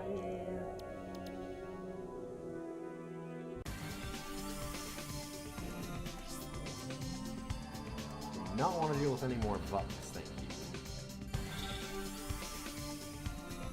This is definitely like a region of space that someone controls anyway.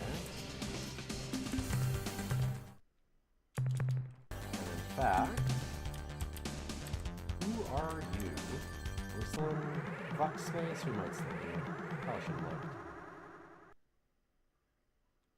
Nope. What am I seeing on my view screen? It's none It's other the than a Yeehot. flattened old face of our friendly human. But, old ally, are you not knowing that we, the Yeehot, are allied with the Ur-Quan now? And your presence outside the slave shield and in an armed starship are clear violations of your oath of fealty. Whatever shall we do? It just isn't the right thing to kill you, human, but as a loyal member of my clan, I must obey the wishes of our queen. Oh, we should be allies, friends! Your words are flying in the face of the facts, human. We are no longer being your allies. But unlike the nobles of our homeworld, we of the Starship clans are bereaved at this course of events. The Queen's decision to be joining the hierarchy pains us.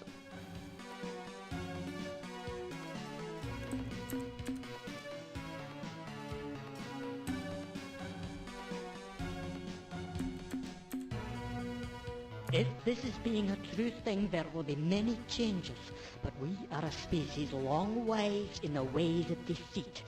You must be proving these words you say, Captain. Send the show fixie to us as a way of proof. Okay, so we need to rescue the Shofixty. It is a trick then, isn't it? And nothing more. Human, we have been patient with you up to this point. You've most skillfully rubbed the salt into our... No, I'm sorry, friends. Oh god, he's getting out. Ouch.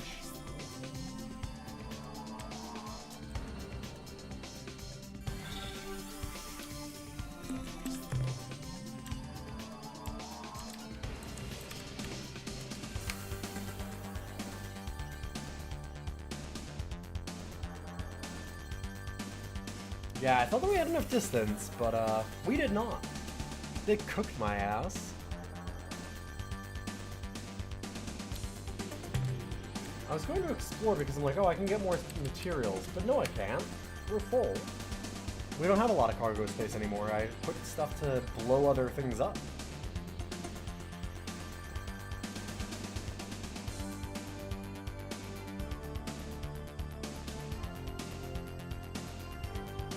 Wait a minute. Yeah, 7 crew was a little low. It's a little close. Let's go back and get more volunteers. We keep on coming back with like 5 people, and somehow the Starbase commander is always like, "Good job, Captain. You lost all the crew and brought back all these radioactive things. Perfect. Just what we needed."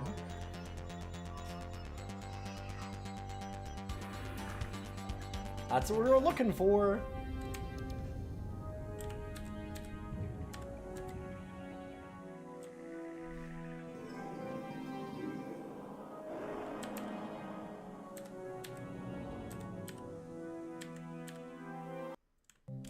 Greetings, Captain. I'm ready to assist you.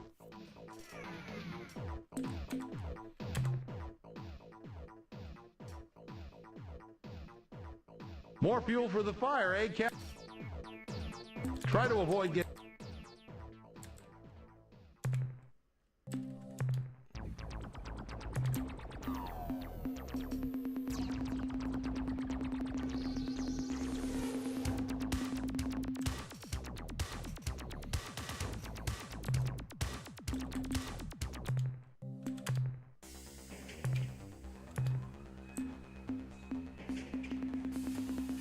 I'd love to buy some more allied ships, because it can be really useful, but...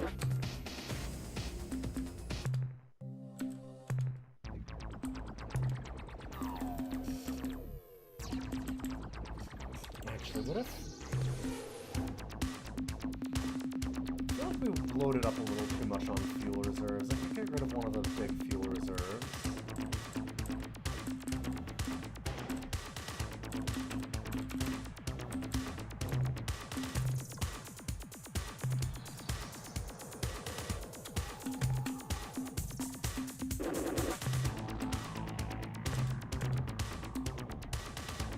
Like another crew pod would be good, or just another Shiva furnace.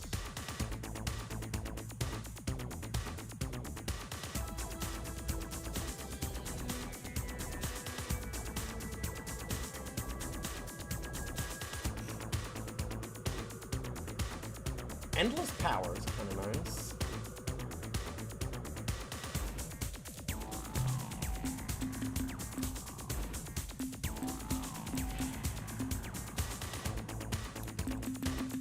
Honestly, we're not fighting the Ur-Quan yet, so the point defense is less amazing. It's really good against their fighters that they launch, but probably not worth it otherwise.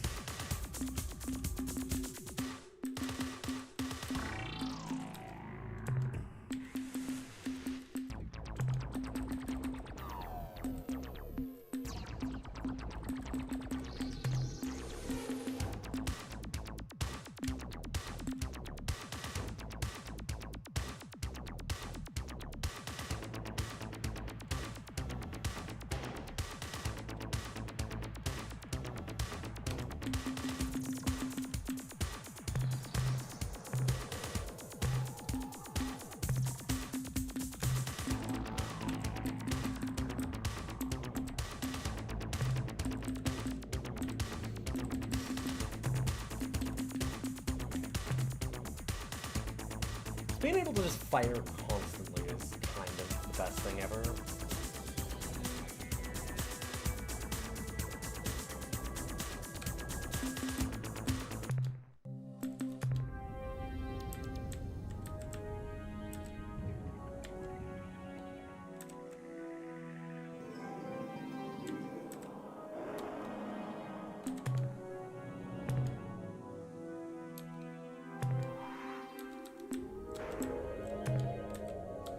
Okay, well, with that in mind, where is Beetlejuice?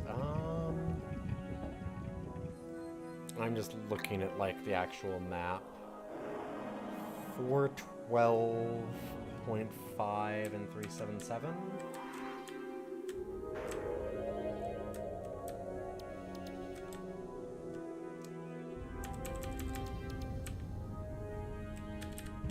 Let's go see the Siren. But it's also been quite a bit of time. I want to play more Star Control 2, and I will play more Star Control 2, but I have a ton of work to do. Normally we would basically be done wedding season by now. We have 2 weddings this weekend, and that should normally be the end of my wedding season as a wedding photographer. But we actually have 2 more weddings in November after the 2 this weekend, which would already be, like, these would be really late weddings, these 2. We have 2 more in November, and then Tanya just booked another one in December. So I'm never gonna get out of editing hell, which is good in a way because it's nice to have work, but I'd love to get out of editing hellhole, but I'm not there yet, so for now, I gotta head off, do a little more work before I go to bed. Thank you all for being here. If you like the stream, those follows mean a lot. And I will be back tomorrow doing a little bit of Mega Bonk, which was voted in by our subs and patrons. And if you're a sub or patron, you can stop by the Discord and put in your votes every week. Well, every 2 weeks for what we do for there. And also put in Star Control. Star Control. Wow, my brain. This is why I need to go to bed. You can put in DOS Cider requests. You can request DOS games for me to rank. It could be more Star Control. I haven't done Star Control 1. But you can put it in there. If you're not a sub or a patron, you can still stop by the Discord. It's free, but there's some patron-only channels.